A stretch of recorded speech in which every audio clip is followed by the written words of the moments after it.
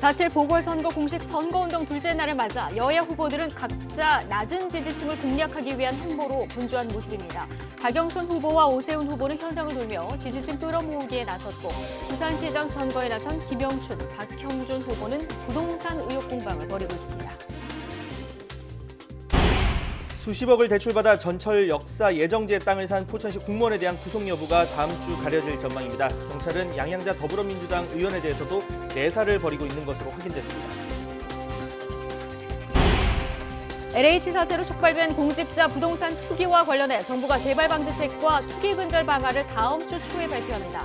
정부는 LH 사태와 별개로 주택 공급 대책은 흔들림 없이 추진하겠다며 다음 주 공공재개발 후보지 선정 결과와 도심 사업 후보지를 발표하겠다고 밝혔습니다. 어제 코로나19 신규 확진자가 494명으로 500명에 육박했습니다. 정부는 다음 주부터 수도권 2단계, 비수도권 1.5단계의 사회적 거리 두기 현 단계를 2주 더 연장하고 5인 이상 모임 금지도 유지하기로 했습니다. 북한이 어제 신형 전술 유도탄 2발을 시험 발사했다며 미사일 발사 사실을 확인했습니다. 조 바이든 미 대통령은 북한의 탄도미사일 발사가 유엔 안보리 결의 위반이라며 북한이 긴장 고조를 선택했다면 그에 따른 대응이 있을 것이라고 경고했습니다. 이재용 삼성전자 부회장의 프로포폴 불법 투약 의혹 사건에 대한 검찰 수사심의위원회가 오늘 오후 열립니다. 심의위는 검찰과 이 부회장 측의 의견서를 검토한 뒤 수사 계속 여부와 기소 여부 등을 판단할 계획입니다. 시청자 여러분 안녕하십니까? 3월 26일 뉴스앤이슈 시작합니다. 네, 부동산 투기 의혹 관련해서 경찰의 수사가 속도를 내고 있는데요. 경찰, 국회의원에 대해서도 지금 수사를 벌이고 있죠. 양향자 더불어민주당 의원에 대해서도 혐의점이 있는지 들여다보고 있는 것으로 확인됐습니다. 이런 가운데 수십억을 빌려 전철 역사 예정지의 땅을 산 포천시 공무원에 대한 구속 여부가 다음 주 가려질 전망입니다. 자세한 내용 취재기자 연결해서 알아보겠습니다. 김다연 기자. 네, 사회부입니다. 예, 자 경찰이 더불어민주당 양향자 의원의 토지거래 의혹에 대해서 사실관계를 지금 확인하고 있다고요? 네, 그렇습니다. 정부합동특별수사본부 관계자는 오늘 기자간담회에서 양 의원이 과거 부동산 투기를 했다는 의혹에 대해 내사에 들어갔다고 밝혔습니다. 다만 검찰에서 사건이 넘어와 경기 남부경찰청에 배당된 상태라며 아직 양 의원이 피의자 신분은 아니라고 설명했습니다. 양 의원은 지난 2015년 10월 경기도 화성시 신규 택지 개발지구와 인접한 그린벨트 지역 맹지를 5억 원에 사들여 투기 의혹을 받고 있습니다. 이에 대해 양 의원은 전혀 불법적인 매입이 아니었다며 수사 대상에 오를 이유도 없다는 입장인 것으로 전해졌습니다. 부패방지법 위반 혐의 등으로 서영석 더불어민주당 의원을 고발한 시민단체 대표는 오늘 고발인 조사를 받으러 경기 남부경찰청에 출석했습니다. 현재까지 의혹이 불거진 국회의원은 10여 명인데요. 양 의원과 별개로 구체적인 투기 정황이 포착돼 내수사 대상에 오른 의원은 3명입니다. 개발 예정지 땅 투기 의혹이 있는 포천시 공무원의 구속 여부를 결정할 영장 실질 심사 언제 진행됩니까? 네, 다음 주 월요일 오전 10시 반 의정부 지방법원에서 진행됩니다. 경찰이 부패 방지와 국민권익위 설치법 위반 혐의 등으로 포천시 공무원 박모 씨에 대한 사전 구속 영장을 신청한 건 사흘 전이었습니다. 하지만 박 씨 변호사가 의견서를 제출하면서 검찰이 일부 사실관계 확인이 필요하다며 보완을 요청했습니다. 경찰은 어제 오전 추가 수사를 진행한 뒤 낮 2시쯤 다시 영장을 신청했고 검찰이 어젯밤 늦게 법원에 청구했습니다. 박 씨는 지난 2018년 말부터 1년 동안 도시철도 연장사업부서의 간부로 근무했습니다. 지난해 9월 부인과 함께 40억 원을 대출받아 전철 역사 예정지 주변 땅과 건물을 샀는데요. 박 씨가 업무상 비밀을 이용했는지가 쟁점인데 지난 21일 진행된 소환 조사에서 투기 의혹에 대해 부인한 것으로 알려졌습니다. 하지만 경찰은 매입 당시 개발 정보가 지역 주민에게 공개된 게 아니라면 업무상 비밀이라 볼 수 있다고 판단하고 있습니다. 박 씨가 구속되면 LH 투기 의혹으로 출범한 특수본의 첫 구속 사례입니다. LH 관련 수사도 계속되고 있습니다. 경찰은 지난 19일 강모 씨 등을 불러 첫 소환 조사를 시작했는데요. 오늘도 현직 직원 1명을 불러 조사를 이어가고 있습니다. 오늘 오전 9시 40분쯤 출석한 A씨는 지난 2019년 6월 다른 직원 3명과 함께 경기도 시흥 과림동 땅을 사들여 공동 투기 의혹을 받고 있습니다. 앞서 특수부는 LH 직원 31명에 대해 수사하고 있다고 밝혔는데 구체적인 혐의가 적용된 건 전현직 직원 15명입니다. 소환 조사 일주일째 피의자 15명 가운데 10명이 출석했습니다. 앞서 공무원 투기 의혹과 관련해 광명시청을 압수수색한 경찰은 해당 공무원 가족도 불러 조사하고 있습니다. 경찰은 내부 정보를 이용한 게 확인되면 원칙적으로 구속 수사하겠다고 밝힌 만큼 주요 피의자들에 대한 구속 여부도 조만간 가려질 걸로 보입니다. 지금까지 사회부에서 전해드렸습니다. LH 직원들의 땅 투기 논란과 관련해 정부가 다음 주 초 재발 방지책과 함께 근본적인 투기 근절 방안을 내놓겠다고 밝혔습니다. 다만 주택 공급 정책은 흔들림 없이 이어간다는 계획인데요. 2차 공공재개발 후보지 선정 결과도 다음 주 발표될 전망입니다. 취재기자 연결해서 자세한 내용 알아보겠습니다. 김태민 기자. 네, 경제부입니다. LH 사태가 불거진 지 한 달 정도가 지났는데요. 정부 대응안이 곧 나오는군요. 네, 그렇습니다. 정부는 오늘 아침 홍남기 부총리 주재로 제18차 부동산 시장 점검 관계장관 회의를 열었습니다. 이 자리에서 홍 부총리는 LH 사태 재발 방지책과 투기 근절 방안을 다음 주 초까지 발표하겠다고 말했습니다. 오늘 회의에서 논의를 마무리한 뒤 당정 협의를 거쳐 최종안이 확정될 계획인데요. 이달 초 처음 LH 사태가 불거진 지 약 한 달 만에 정부 차원의 근본적인 대책이 나오게 됩니다. 이번 재발방지책에는 LH 권한을 일부 분산하는 조직 개혁안과 함께 땅 투기를 벌인 공직자와 해당 기관에 대한 강력한 제재 방안 등이 담길 것으로 보입니다. 홍 부총리가 이번에야말로 부동산 시장의 전형적인 불공정 투기를 뿌리 뽑겠다는 각오로 근본 대책을 마련하고 있다고 밝힌 만큼 그 내용이 주목되고 있습니다. 정부는 이와 별개로 주택 공급 대책은 차질 없이 진행하겠다 이런 입장이죠. 네, 그렇습니다. 정부는 LH 사태와 별개로 기존 주택 공급 계획은 흔들림 없이 추진하겠다고 줄곧 강조해오고 있습니다. 이에 따라 다음 주에는 2차 공공재개발 후보지 선정 결과와 이사 대책에 따른 도심사업 후보지를 발표하겠다고 밝혔습니다.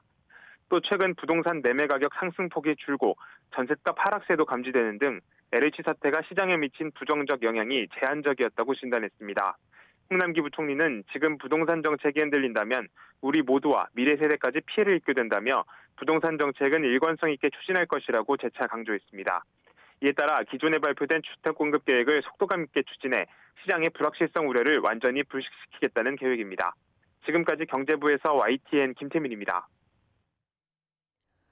북한이 어제 신형 전술 유도탄 2발을 시험 발사한 사실을 공식 확인했는데 우리 군 당국 발표보다 사정거리가 긴 600km 목표를 정확히 타격했다고 밝혔습니다.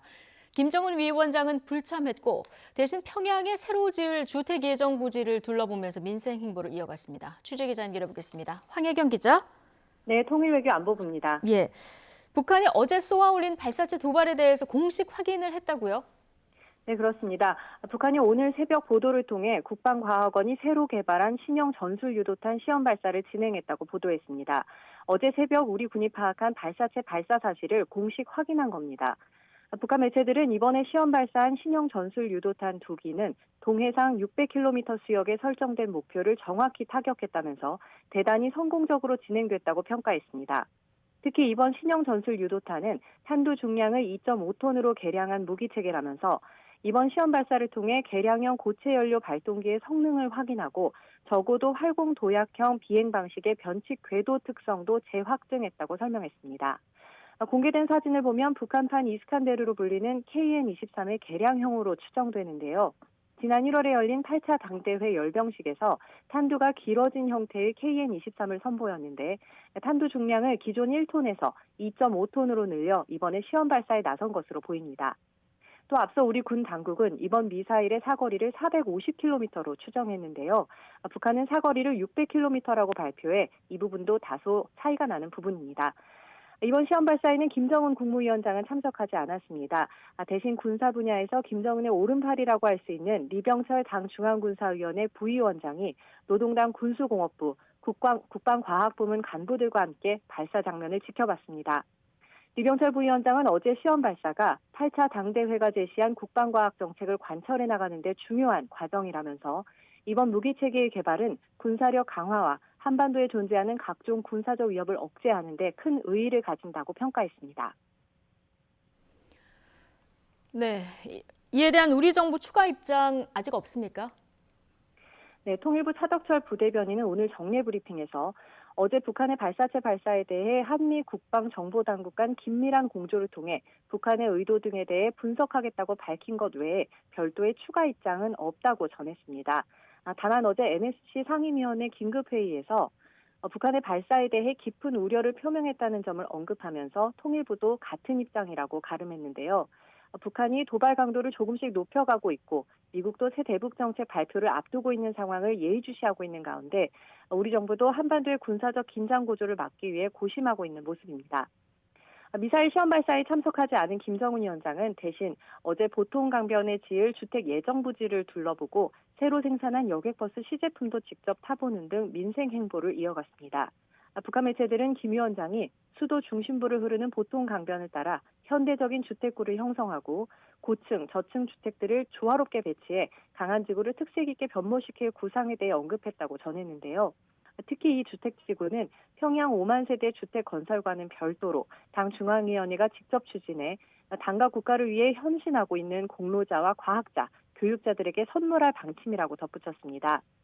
북한이 8차 당대회 이후 목표 달성을 위한 성과 내기에 총력을 기울이고 있는 가운데 다분히 당 간부와 주민들의 충성심과 성과를 독려하려는 의도로 해석되고 있습니다.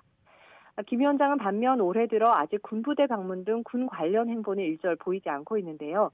김 위원장이 직접 나서서 민생과 경제를 챙기는 모습을 부각하면서 당대회가 결정한 국가경제발전 5개년 계획 성과 도출에 우선순위를 두고 있다는 점을 강조하고 있는 것으로 분석됩니다.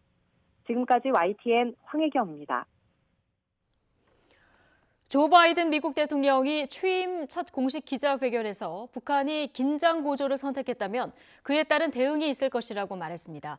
중국에 대해서는 세계 최강 국가가 되려고 하는 목표가 있지만 자신이 보는 앞에서 그런 일은 일어나지 않을 것이라고 강조했습니다. 워싱턴 강태욱 특파원입니다. 최근 북한의 탄도 미사일 시험 발사에 대해 바이든 대통령이 언급을 내놨습니다. 유엔 결의안 위반이라고 밝혔습니다. 그러면서 북한이 긴장 고조를 선택한다면 그에 따른 대응이 있을 것이라고 경고했습니다. We're consulting with our allies and partners, and there will be responses if they choose to escalate. We will respond accordingly. 특히 북한 문제는 최상위 외교 과제로 동맹과 파트너와 협의하고 있으며 외교가 준비되어 있다고 설명했습니다. 다만 외교는 북한 비핵화라는 결과를 얻기 위한 것에 맞춰져야 한다고 강조했습니다. But I'm also prepared for some form of diplomacy, but it has to be conditioned upon the end result of denuclearization. 갈등을 이어가고 있는 중국에 대해서도 극심한 경쟁을 벌이고 있다고 평가했습니다. 중국이 세계를 선도하고 가장 부유하고 가장 강력한 국가가 되려고 하는 목표가 있지만 그런 일은 일어나지 않을 것이라고 말했습니다. That's not going to happen on my watch, because the United States is going to continue to grow and expand. 또 남중국해와 타이완, 홍콩, 신장 위구르 등의 사안에 있어 중국이 책임지도록 미국이 목소리를 높일 것이라고 강조했습니다. 첫 공식 기자회견에서 바이든 대통령은 북한과 중국에 대해 적극적인 대응을 하겠다는 의지를 밝혔습니다. 특히 외교적 해법을 통한 북한 비핵화 달성이 최종 목표라는 점도 다시 확인한 것으로 풀이되고 있습니다. 워싱턴에서 YTN 강태욱입니다.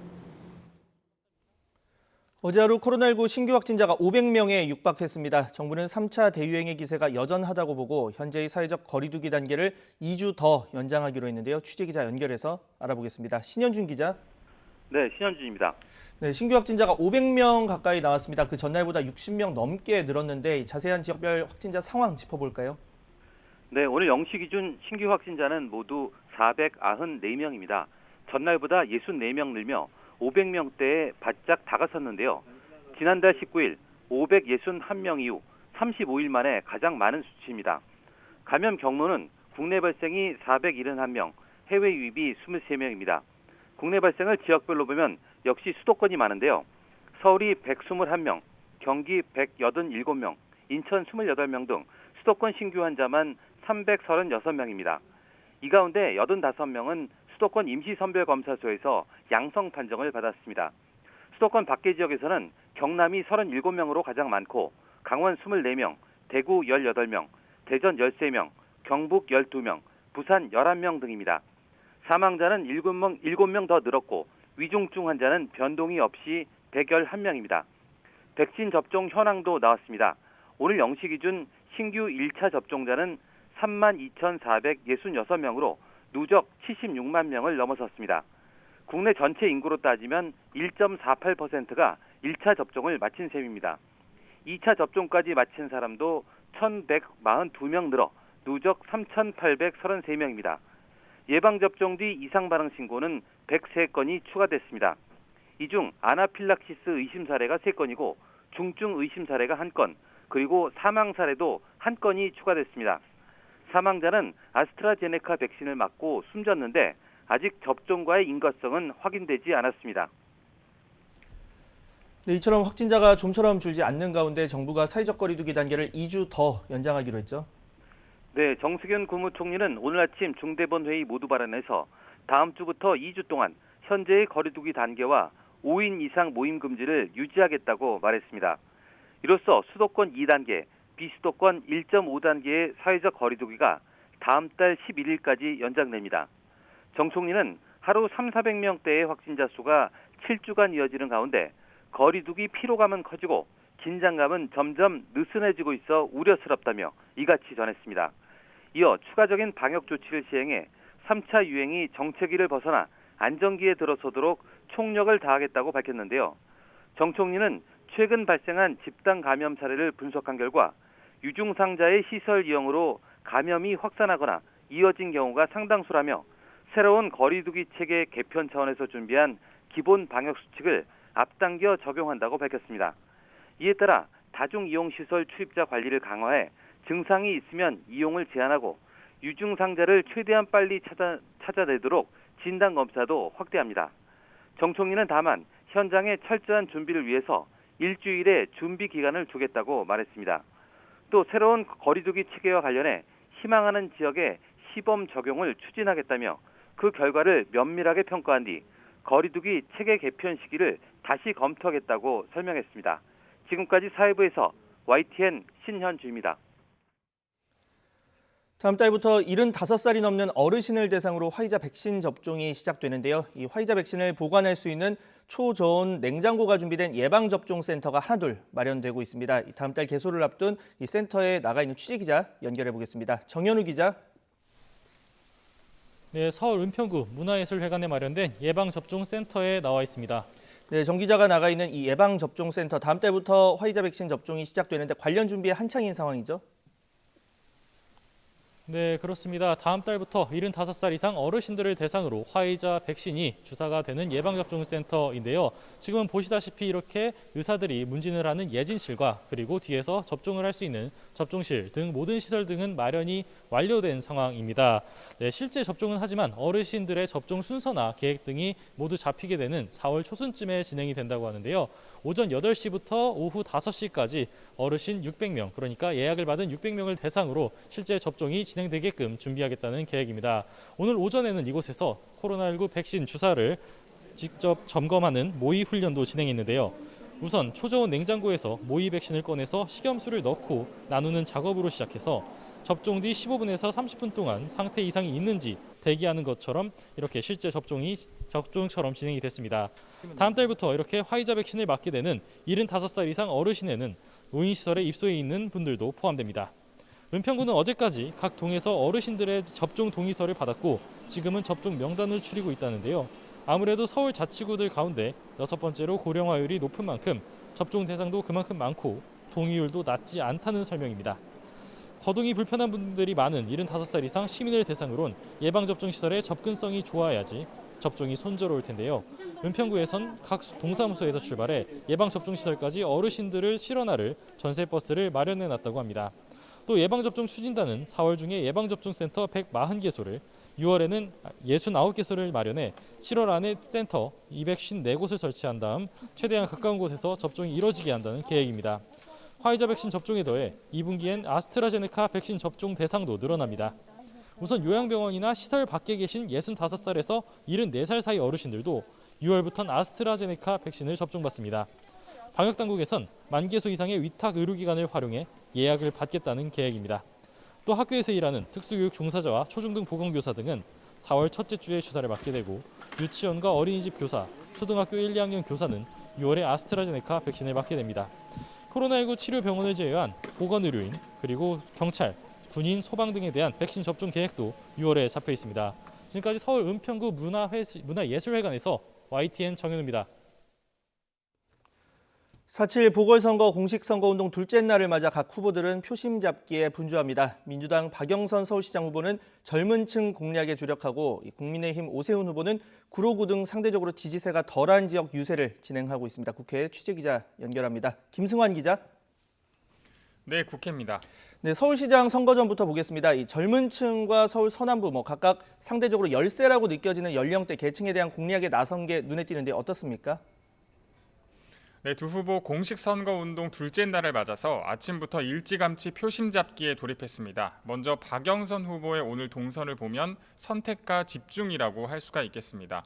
오늘 박 후보의 유세 계획은 서대문구와 마포구에 집중돼 있는데요. 신촌과 이대, 홍대거리, 연남동 등 젊은 층이 자주 찾는 지역을 찾아서 지지를 당부할 예정입니다. 박 후보는 오늘 아침 취재진과 만나서 여론조사에서 20대 지지율이 20% 정도 낮게 나온 것에 대해 일자리와 미래가 불안한 데 대한 불만이 아닌가 생각한다면서 일자리 만드는 건 자신이 있다고 강조했고, 라디오에 출연해선 청년들의 주거 문제를 해결하기 위해서 월세 20만 원을 지원하는 정책을 크게 확대하겠다고 약속하면서 청년 표심 얻기에 안간힘을 쓰고 있습니다. 민주당은 다만 오늘이 서해 수호의 날인 만큼 유세 차량에서 음악을 틀지 않고 율동도 자제하는 등 희생장병들을 추모하는 분위기를 고려해서 조용한 유세를 펼치겠다고 밝혔습니다. 어제 이른바 V자 유세로 강북 지역을 돌았던 국민의힘 오세훈 후보, 오늘은 주로 한강 이남 지역을 돌면서 유세에 나섭니다. 오 후보가 도는 지역들을 보시면 박영선 후보가 국회의원 당시 지역구였던 구로를 비롯해서 대부분 민주당 지지세가 강한 지역입니다. 현역 국민의힘 의원들이 있는 송파와 용산 지역에선 주로 전통시장을 중심으로 유세를 펼치면서 한 표를 호소할 예정입니다.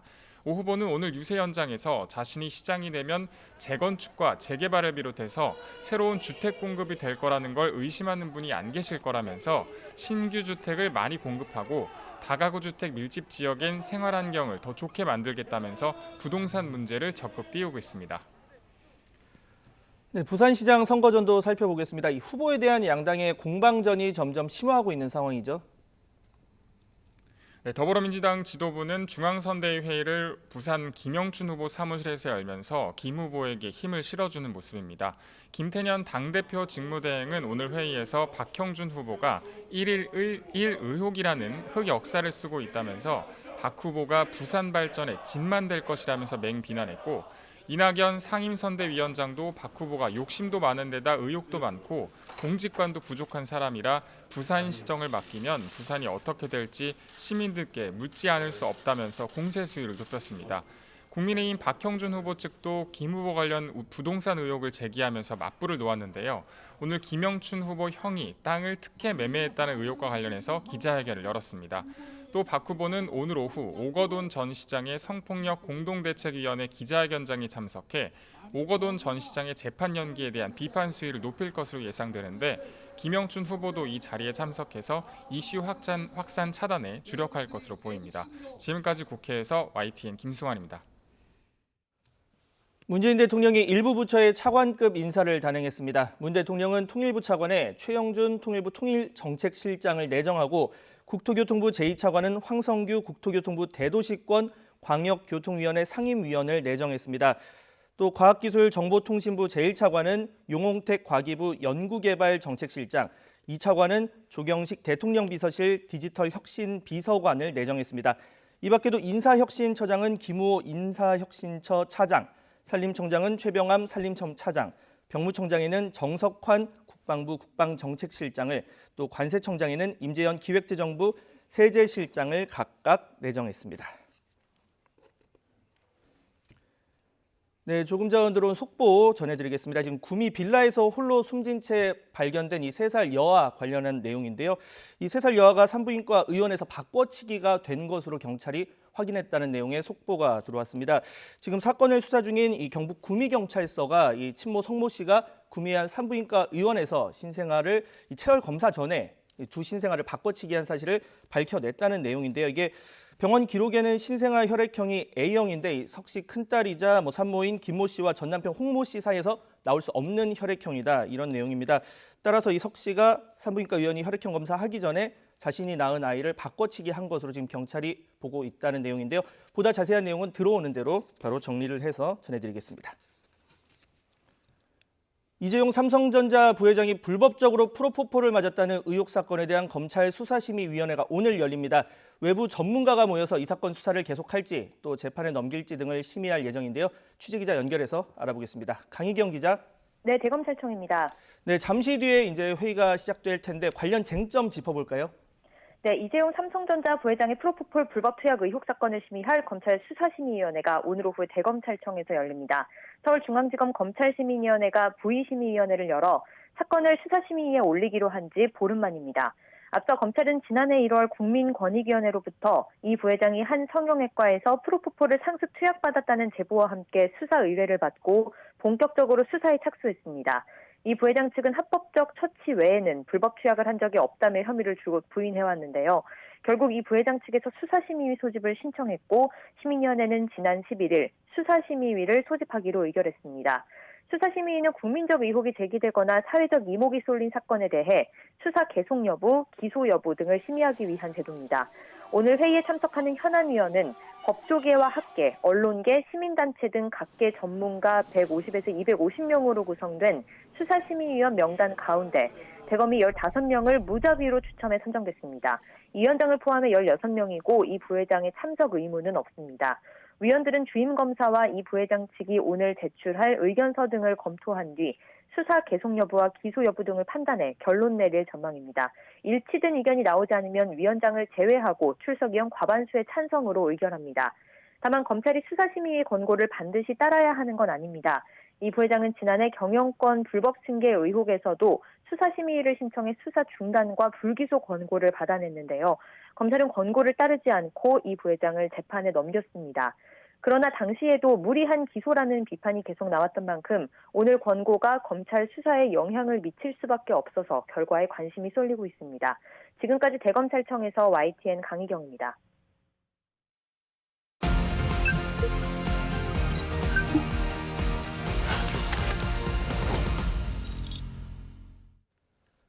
한밤중에 음식점 주인이 여성 종업원에게 흉기를 휘두르는 장면을 목격했다는 제보가 들어왔습니다. 이 종업원이 피를 흘리면서 도망치고 있었는데 새벽 배송을 하던 배송기사가 추가적인 피해를 막았습니다. 제보는 Y 신준명 기자입니다.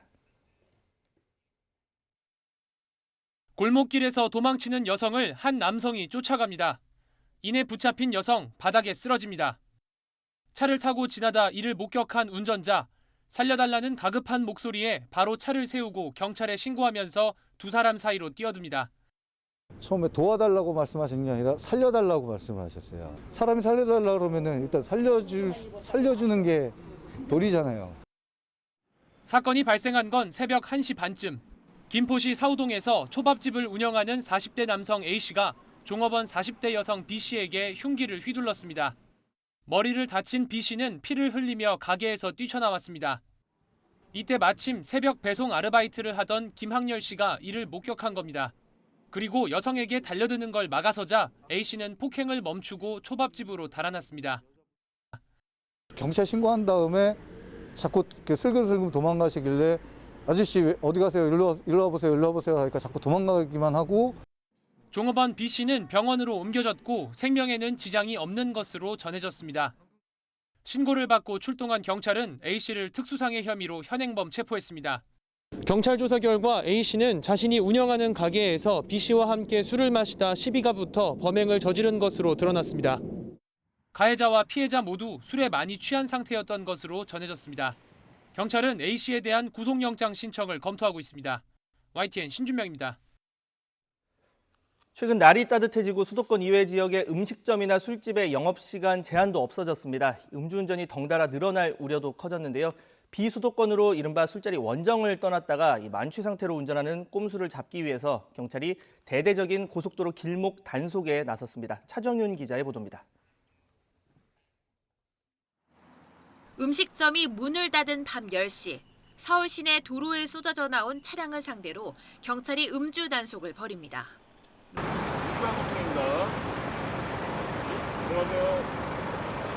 단속이 시작된 지 30분이 지나자 비접촉 음주 감지기에 경보음이 울리고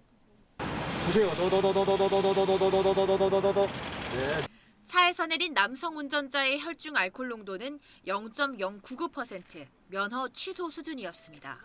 운전자를 똑바로 드셨고요. 면허를 선임할 수 있고 변명할 게 있으십니다. 실제로 코로나19가 시작된 지난해 발생한 교통사고는 1년 전보다 더 증가한 모습을 보였습니다. 감염 우려 때문에 단속이 심하지 않을 거라는 안일한 생각에 술을 먹고 운전대를 잡은 사람이 늘었다는 겁니다. 특히 지난 15일부터 비수도권 유흥주점의 영업 제한 시간이 해제됐는데 이른바 술집 원정을 떠난 사람들도 몰래 운전을 했다가 덜미가 잡혔습니다. 지난 18일 밤 경찰이 고속도로 진출입로에서 음주 단속을 벌인 결과 모두 31명이 적발됐습니다. 비접촉 음주 단속이라는 그 일종의 장비를 좀 코로나 시대에 맞게끔 제작해서 활용해서 단속을 지속적으로 하고 있습니다. 경찰은 경부와 경인 고속도로 나들목 등 수도권 고속도로 진출입로에서 합동 단속을 벌이고 연말연시 수준으로 상시 단속을 강화하겠다는 계획입니다. YTN 차정은입니다.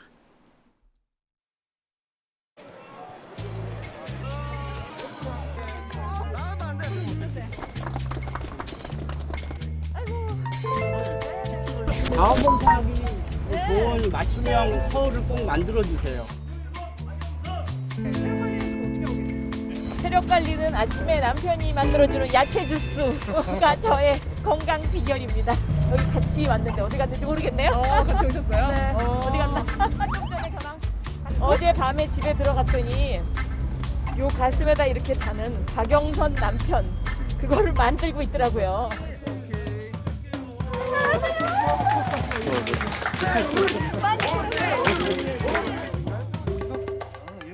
저희 어머님 옛날에 여기 장사합니다. 그렇지요. 이걸 기억하시는 거예요? 어머니하고 제일 친해요. 어머니 건강하시지요? 이제 치매가 오셔가지고. 아이고나.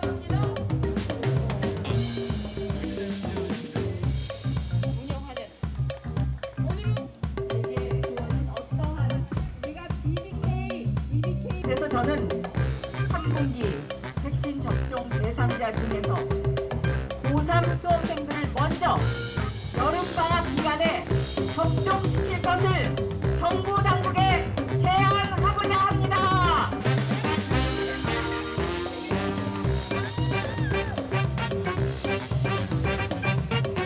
반드시 심판해 주셔야 하지 않겠습니까? 안철수 목이 터지더라도 야권 단일 후보 오세훈 후보를 100번 1000번 외치겠습니다.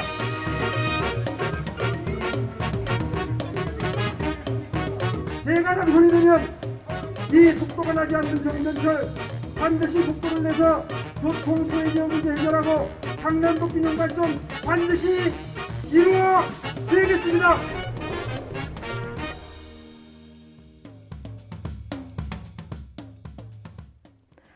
네, 영상에서 보신 것처럼 여야 모두 지금 조직을 결집해서 총력전에 나선 모습 보고 오셨습니다. 유세 출발은 어제 보니까 두 분 다 좀 친숙한 지역들을 돌아다니시는 것 같은데 오늘은 좀 열세표 만회 전략인 것 같습니다. 오늘 박영선 후보는 서대문구 마포 유세 일정을 보니까 집중 그쪽을 두시더라고요. 사실은 서대문 마포가 전통적으로 보면 그 민주당한테 뭐 호의적인 곳이었습니다. 네. 근데 최근에 뭐 여론조사에서도 나오는 것처럼 20대 그 지지율이 좀 많이 떨어졌거든요. 근데 서대문 마포하면 이제 20대들이 굉장히 많은 그렇죠. 곳입니다. 대학가. 대학가 앞이기도 하고 그다음에 이제 각종 뭐 혁신 창업단지라든가 이런 것들이 몰려 있는 곳이기도 합니다. 그래서 이런 부분들 관련해서 이제 그 자신이 중소벤처기업부 장관으로서 얼마나 많이 그 청년들을 위한 정책에 준비가 되어 있는가 이런 거를 현장에서 직접 호흡하면서 설명하기 위한 기회를 갖고 좀 이해시켜 나가려고 했던 것 같습니다. 예. 잠시만요. 제가 영상 구성 너무 재밌게 보다가 두 분 소개하는 걸 잊어버렸습니다. 조상호 더불어민주당 전 상근 부대변인 그리고 김근식 국민의힘 비전전략실장 두 분 모셨습니다. 뒤늦게 인사드리고요. 예, 조상호 대변인 얘기 먼저 듣고 왔고요. 자, 김근식 실장님. 어제 오세훈 후보는 앞서 보니까 어머니가 일하셨던 남대문 시장에서 친숙하게 옛날에 같이 일하셨던 어머니도 만나시는 모습 보고 오셨는데 오늘은 구로, 강서 이게 국민의힘 쪽에는 조금 어려운 지역을 돌더라고요. 예. 어제도 사실은 첫 유세는 은평 쪽으로 거기도 사실은 이제 우리로서는 굉장히 어렵고 힘겨운 지역인데 그러니까 지금 뭐 상승세를 타서 여론조사에는 좋게 나옵니다만 그래도 우리의 취약 지역을 먼저 가서 인사를 드리는 게 낫다는 생각을 하고 있는 것 같고요. 오늘은 이제 말씀하신 강서, 구로, 양천입니다. 그러니까 서울 전체 이제 서남 지역이라고 볼 수가 있고 그리고 오후에는 이제 송파, 강동을 가서 이제 서동, 그러니까 남서 지역 들어가서 동남 지역으로 가는 거죠. 그래서 남쪽 한강 이남을 도는 것 같은데 저는 이제 오세훈 시장의 전반적인 동선을 보니까 시장을 굉장히 좋아하세요. 시장에 가서 사람들 만나고 시장 사람들 이야기 듣고 이런 걸 굉장히 좋아하셔서 평소에 이제 서울시장을 2번을 해봤기 때문에 시장에서 사람들과 함께 호흡하고 그분들의 이야기를 직접 듣는 이런 부분에 대해서 상당히 즐겨 하시면서 굉장히 그것이 민생을 듣는 가장 좋은 소통의 창구라고 생각을 하는 것 같습니다. 예. 자, 각 캠프에서 지금 최근의 여론 흐름을 어떻게 보고 있는지도 궁금한데 최근 여론조사 흐름은 비슷합니다. 겉으로 드러난 흐름은. 일단 두 후보 간 격차가 한 20%포인트 정도 차이가 나는 이런 상황인데 박영선 후보는 앞서 보셨지만 하루에 따박따박 2%씩 올릴 자신이 있다. 이렇게 얘기를 하고 있거든요. 여론 반전시킬 보관 어디에 있을까요? 사실은 뭐 이번 선거의 의미를 찾자면 물론 그 정부 여당 이 여당의 어떤 기존 자치단체장의 어떤 뭐 문제 때문에 보궐선거가 이뤄진 건 맞지만 이번 선거에서도 여전히 가장 큰 이슈는 코로나로 어려운 중소상공인들의 어려움을 어떻게 이제 해결할 것이냐 이런 문제입니다. 근데 그런 문제에 관해서 가장 최근에까지 직접적으로 정책을 시행해보고 그다음에 또 나름 여러 가지 성공 사례들도 만들어본 경험이 있는 후보가 지금 박영선 후보거든요. 그래서 박영선 후보 본인이 중소벤처기업부 장관을 역임하면서 거쳤던 그런 많은 정책적 노하우들을 서울시정 그러니까 서울시가 갖고 있는 예산과 권한에 담아낸다면 지금 사실 1년짜리 시장이기 때문에 그 1년짜리 시장으로서 서울시에 있는 그 많은 중소상공인들이나 서민들을 위한 그런 효과적인 뭐 이렇게 보호 정책 내지 돌봄 정책들을 잘 이끌어 나갈 거라고 봅니다. 그래서 그런 부분에 대한 믿음과 확신을 잘 설명드린다면 그 지지율이라는 건 차근차근 그 후보의 어떤 민생을 책임질 수 있는 그 후보의 역량을 보고 따라 올라올 것이라고 뭐 그렇게 생각합니다. 코로나 시대에 잘 대응할 수 있는 후보다. 이런 점을 좀 부각시킬 예정이시다. 얘기해 주셨고요. 국민의힘은 겉으로 볼 때는 20%포인트 차면 굉장히 넉넉히 앞서가는 것으로 보이는데 어제 김종인 비대위원장도 얘기를 했고요.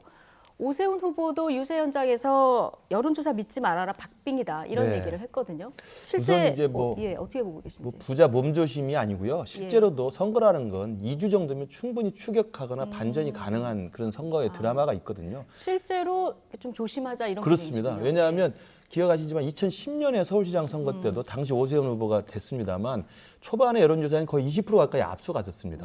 그런데 막상 뚜껑을 열었을 때 1.6%로 겨우 신승을 했거든요. 그렇죠. 그러니까 그것도 마지막 뒤집기. 그렇습니다. 그것도 이제 정말 하룻밤 사이에 뒤집어져서 겨우 승리를 했기 때문에 여론조사라고 하는 것은 사실은 추이에 따라서는 하나의 흐름을 볼 수는 있지만 2주라고 하는 긴 시간 동안 어떤 변수와 어떤 돌발 상황으로 어떻게 바뀔지 모르기 때문에 지금 국민의힘에서는 자만하거나 오만하지 않고 정말 아까 나온 그 박영선 후보의 단어대로 따박따박 정말 원칙과 정도에 따라서 최선을 다해서 선거운동을 할 그런 준비를 하고 있고요.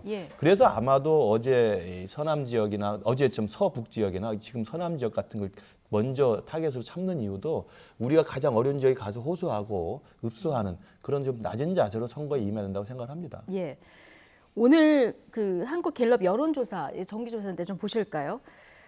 재보궐선거 결과에 대해서 어떻게 기대하느냐 이렇게 물어봤는데요.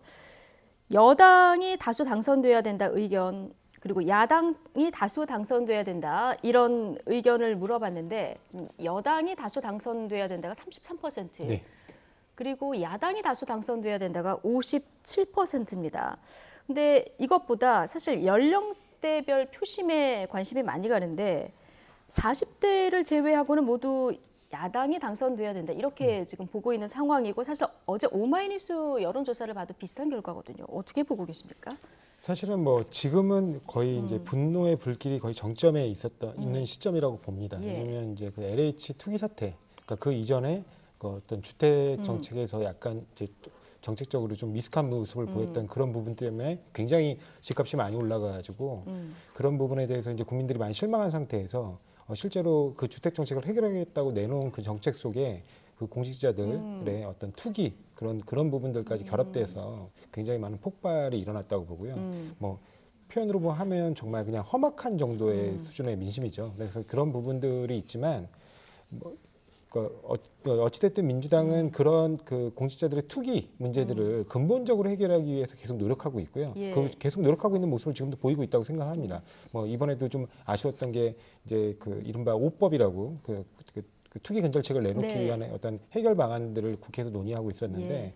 아쉽게도 이제 이해충돌 방지법 문제가 이제 해결되지 못했거든요. 예. 그래서 이제 아마 이번 임시국회 때 처리는 어려울 것 같은데 그런 부분 관련해가지고 서도 보면 예. 이제 국민의힘에서 이른바 소위에서 갖고 있는 권한을 사실상 악용해가지고 그 사전에는 다 이렇게 동의하는 것처럼 얘기해놓고 결국엔 비틀어가지고 이게 지금 다 어그러지고 있단 말이죠. 근데 국민의힘에서? 예, 그렇습니다. 그래서 네. 그런 부분들이 국민 여러분들이 다 보고 계시거든요. 그래서 그런 부분들을 보고 계신다면 정말 현재 이런 투기, 투기 망국병이라고 하는 이 투기 문제들을 어느 정당에서 만들어 왔고 제도화하고 그다음에 이렇게 적폐를 쌓아왔는가. 예. 이런 부분들을 다시 한번 평가해 주실 거라고 생각을 합니다. 네, 이해충돌방지법 얘기하셨으니까 잠깐만 하나 더 질문을 드리면, 근데 이제 여당에서 180석 이게 이제 총선의 민심 아니겠습니까? 네네. 그래서 다른 법 처리할 땐 단독 처리도 많이 했는데 이 부분 이해충돌방지법 이거는 왜 단독 처리 안 했나 이런 그게 문제인 게 애초에 만약에 국민의힘이 처음부터 이해충돌방지법에 부정적인 의견을 표시했으면 그냥 위원회에서 상임위원회에서 소위를 내리지 않고 바로 했을 거예요. 예. 근데 좀 긍정적으로 얘기를 했거든요. 그래서 충분하게 이제 제대로 검토를 해서 그 소위에서 제대로 검토를 해서 다시 상임위에 올려가지고 빠른 속도로 처리를 하자 이런 생각으로 소위에 내렸는데 이게 소위에 내려가게 되면 간사간 합의가 없으면 다시 못 올라오거든요. 그러니까 그런 부분 때문에 내렸는데 거기서부터 갑자기 이제 이게 심사숙고해야 되는데 재정법이기 때문에 좀 더 신중한 검토가 필요하다 이런 식으로 이제 시간을 끌기 전략으로 가버리니까 이게 해결이 안 되는 겁니다. 사실은 이 이해충돌 방지법은 그 신중한 검토를 더 이상 얘기할 필요가 없는 법안이에요. 왜냐하면 이미 그 예전에 국민권익위원회에서 그 처음에 제출된 게 한 10년 전입니다. 10년 동안 논의되었는데 뭘 더 신중한 검토가 필요하다는 건지 좀 이해할 수 없는 그런 논리로 사실상 이게 지금 우선시키고 있는 이런 것 때문에 안 되는 거거든요. 그러니까 이런 국회법의 내부에 어떤 절차 문제가 좀 있어서 그런 부분 때문에 지금 해결이 안 되고 있는데 만약에 이런 부분이 정해결이 안 되면 어떻게든 뭐 안건 조정 심의를 넣는다든가 뭐 약간 더 시간은 걸리겠지만 그러니까 그런 부분을 통해서 민주당에서는 꼭 처리할 그런 계획입니다. 예, 좀 여론조사 얘기하면서 민심의 직격탄이 이제 LH발 투기 의혹 얘기하면서 이해충돌 문제까지 자연스럽게 넘어왔으니까 질문 똑같이 하나는 좀 드려야 될 것 같아요. LH발 민심이 있기 때문에 이번에 드디어 이해충돌 방지법 통과되나 했는데 정무위 소위의 문턱도 못 넘은 상황. 지금 민주당에서는 이제 야당이 좀 신중하게 처리하자 이런 입장을 보여서 지금 통과 못 시켰다 이런 입장이거든요. 지금 부동산 민심에 대한 그런 폭발적인 어떤 여론에 대하면 여야를 막론하고 사실은 이해충돌 방지법을 반대할 생각은 전혀 없다고 생각합니다. 그리고 지금 LH 관련된 여러 가지 입법들을 하는 과정에서 국민의힘이 무슨 배짱으로 이걸 일부러 틀려고 하겠습니까? 제 생각에는 오늘도 국민의힘 관련돼서 관련 소위에 지금 계신 우리 국회의원께서 이야기를 했습니다만 처음에 큰 틀에서 합의를 다 해놓고 소위에 가서 이제 좀 더 신중한 검토를 하고 있는데 그 과정에서 오히려 민주당이 빨리 하자는 이야기만 하고 구체적인 토론과 논의 합의 자체를 계속 미루고 있다는 겁니다. 그러니까 저는 소위에서 활동 자체는 문구라든지 법리 심사를 하면서 서로 간에 신중하게 해야 될 부분을 신중하게 해야 하고 또 신속하게 할 것 신속하게 하면서 이 소위의 안을 만들어서 올리면 되는 건데 이 과정에서 제가 볼 때는 민주당은 4월 7일 보궐선거 이전에 빨리 이것을 넘겨야만 그래서 통과를 시켜야만 일단 국민들한테 봐라 우리는 LH 관련해서 새로운 재발 방지를 위한 제도적 입법을 다 했다라는 성과를 낼 수 있는데 좀 욕심을 내는 것 같고 국민의힘 쪽에서는 이게 막 아까 말씀하신 것처럼 개정이 아니라 제정하는 새로운 법이기 때문에 예. 관련된 여러 가지 어떤 다양한 고려 사항들을 논의를 해서 신중하게 하자는 이야기를 하고 있는 거거든요. 그러니까 저는 큰 틀에서 보면 이 자체의 방향에 대해서 반대할 생각은 전혀 없다고 저는 여야가 똑같이 공이 예. 같다고 생각합니다. 문제는 이 부분을 서로 간의 정쟁의 도구로 삼아서 상대방의 책임을 떠넘길 게 아니라 예. 어떻게 하면 모여서 다시 또 수기를 할 것인가 이런 과정에 좀 지혜를 모은다고 한다면 저는 충분히 임시의 과정에서도 저는 충분히 통과가 가능하지 않을까 생각합니다. 근데 사실은 이런 그 국민 다수 아니면 거의 대다수가 동의하는 이런 법안에 대해서 예. 이게 국회에서 무산되는 과정들이 꽤 많거든요. 근데 거기서 나오는 게 그 법을 반대한다고 얘기하지 않아요. 그냥 신중히 검토해야 된다고 그러죠. 신중히 검토하면서 그냥 회기 넘겨가지고 결국 폐기되거든요. 그러니까 그런 부분에 대해서 만약에 신중한 검토가 필요하다면 예. 어느 조항이 문제가 있으니 그 문제에 대해서 우리는 이런 대안을 갖고 있다. 그러니까 이런 대안을도 검토해 달라. 이러면 그건 이런 의미가 좀 있습니다. 근데 그런 의미 없이 그냥 신중한 검토 이렇게 추상적으로 하면서 시간 끌기 전략으로 가는 건 그 법을 통과시키겠다는 의지가 없는 거죠. 제가 알기로는 뭐 짧게요. 회의를 좀 미루고 협의에 응하지 않는 게 민주당 쪽이 훨씬 맞는 걸로 제가 알고 있습니다. 알겠습니다. 이해충돌 방지법 대통령도 여기에 대해서 콕 집어서 얘기를 하셨고요. 지금 말씀 들어보면 여야 모두 이렇게 의지는 있는 것 같은데 왜 안 되는지 국민도 좀 의아한 상황이라서 이번에는 반드시 좀 통과됐으면 좋겠다. 자, 이런 바람 아마 보시는 국민 여러분들이 가지고 계실 것 같고요. 부동산 문제가 아무래도 이번 선거의 가장 큰 이슈 아니겠습니까? 두 후보 모두 이 부동산 정책, 부동산 공약을 굉장히 많이 내놓고 있는데 두 후보 정책이 좀 비슷한 듯하지만 지향점은 완전히 다른 것 같습니다. 일단 박영선 후보는 5년간 평당 1,000만 원대, 반값 아파트 30만 호 공급하겠다. 자, 그런데 방법은 좀 낡은 공공임대주택 단지부터 좀 손봐서 여기서 이제 올리겠다 이런 구상이신 거죠? 네, 뭐 그 낡은 공공임대주택 단지뿐만 아니라, 예. 그러니까 공공주도로 끌고 가겠다는 거예요. 공공주도로. 예, 예. 결과적으로는. 왜냐하면 지금 오세훈 후보 같은 경우는 재건축 재개발을 갖다 다 풀겠다는 식이에요. 근데 재건축 재개발이 지금 뭐 불가능합니까? 법상 다 허용되어 있습니다. 네. 그럼에도 불구하고 제대로 진행이 안 되는 이유는 일정 부분 용적률 사냥이라든가 아니면 고도 제한을 푸는 문제, 그러니까 이른바 종상향이죠. 종상향이라든가 그다음에 용적률 상향 등을 얻어내지 않으면 그 단지들이 자신의 사업성이 떨어지기 때문에 안 하는 거예요. 예. 그러면 그 올라가는 그 문제에 대해선 근데 원칙적으로 현행 법상으로는 그런 부분에 대해서 공공이익으로서 뭐 예를 들면 개발 이익으로서 환수하게 돼 있거나 이런 장치들이 있거든요. 예. 그 장치들에 대한 적용을 좀 완화해 달라는 겁니다. 근데 아까도 말씀드리지만 용적률이라든가 이 고도 제한 문제는 그 자체로 공공재입니다. 왜냐하면 용적률이 늘어나게 되면 밀집시설이 이제 생기는 거기 때문에 그에 따른 뭐 도시의 각종 인프라들은 결국 세금으로 충당되는 예. 거거든요. 근데 그런 부분에 대해서 어떤 사회재산으로서 이익만 향유하고 어떤 공공재로서 이렇게 들어가는 부분에 대한 공적 기여를 전혀 하지 않는다는 그런 접근으로 갈 거라면 정말 이거는 있는 사람들만의 잔치가 되는 거죠. 그러니까 그런 부분을 적절하게 공공에서 흡수해서 예. 그 부분에서 공공이 어떤 주택의 어떤 가늠자 역할로서 역할할 수 있도록 공공의 영역을 확대하자는 거고요. 예. 과거에 그 오세훈 전 시장 때도 보면 문제가 됐던 게 그때는 이제 이른바 지금 뭐 요즘에는 되게 이제 부정적 얘기를 벼락거지라고 하지만 그때는 깡통 전세가 그렇게 이제 말이 많았었습니다. 예. 그러니까 이렇게 뭐 너무 주택 공급량이 많아지거나 또 너무 적어서 그래서 시장이 이렇게 교란되는 이런 상황들을 제대로 바로잡기 위해서는 예. 공공에서 어느 정도 물량을 확보한 상태에서 예. 거기서 어떤 시장 안정자로서의 역할을 해야 되고 예. 그런 부분에 대해서 박영선 후보가 잘 준비된 정책으로 지금 이게 뭔가 그 서울 시민들에게 설명도 하고 있고 아마 만약에 시작이 된다면 그런 부분으로 공공 부분을 좀 더 확대해서 선진국 수준으로 맞춰가지 예. 않을까 그렇게 생각합니다. 여러 부작용을 없애기 위해서는 공공이 주도하는 것이 맞다. 네, 그렇습니다. 예, 그런데 오세훈 후보는 또 반대 입장 아니겠습니까? 지금 재건축 재개발 풀겠다고 얘기를 했고요. 근데 재건축 재개발 규제를 푸는 건 좋은데 이게 대책이 없는 상태에서 풀게 되면은 또다시 집값 상승의 원인이 될 수 있다. 이런 시장의 그 전망도 있습니다. 그러니까 이번 선거의 핵심 이슈도 바로 부동산 예. 문제고요. 지금 폭발하고 있는 분노한 민심도 사실 부동산 폭등 문제인데 다 인정하지 않습니까? 지금 우리 국토교통부 장관, 변창흠 장관도 인정을 하고 있고 박영선 후보도 인정하고 있는 게 공급 물량의 부족이라고 자기들도 실토를 하고 있는 거예요.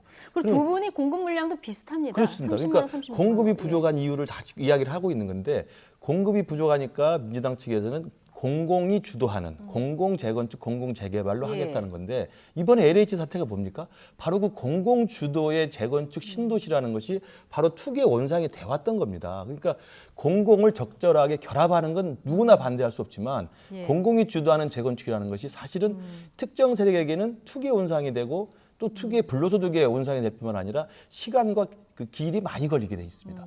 더 중요한 것은 공공에 주도하는 것들을 하면서도 지금 이미 도심 안에 가장 좋은 길목에 가장 좋은 요충지에 있는 기존의 아파트들을 재개발하고 재건축하도록 해줘야 되는 겁니다.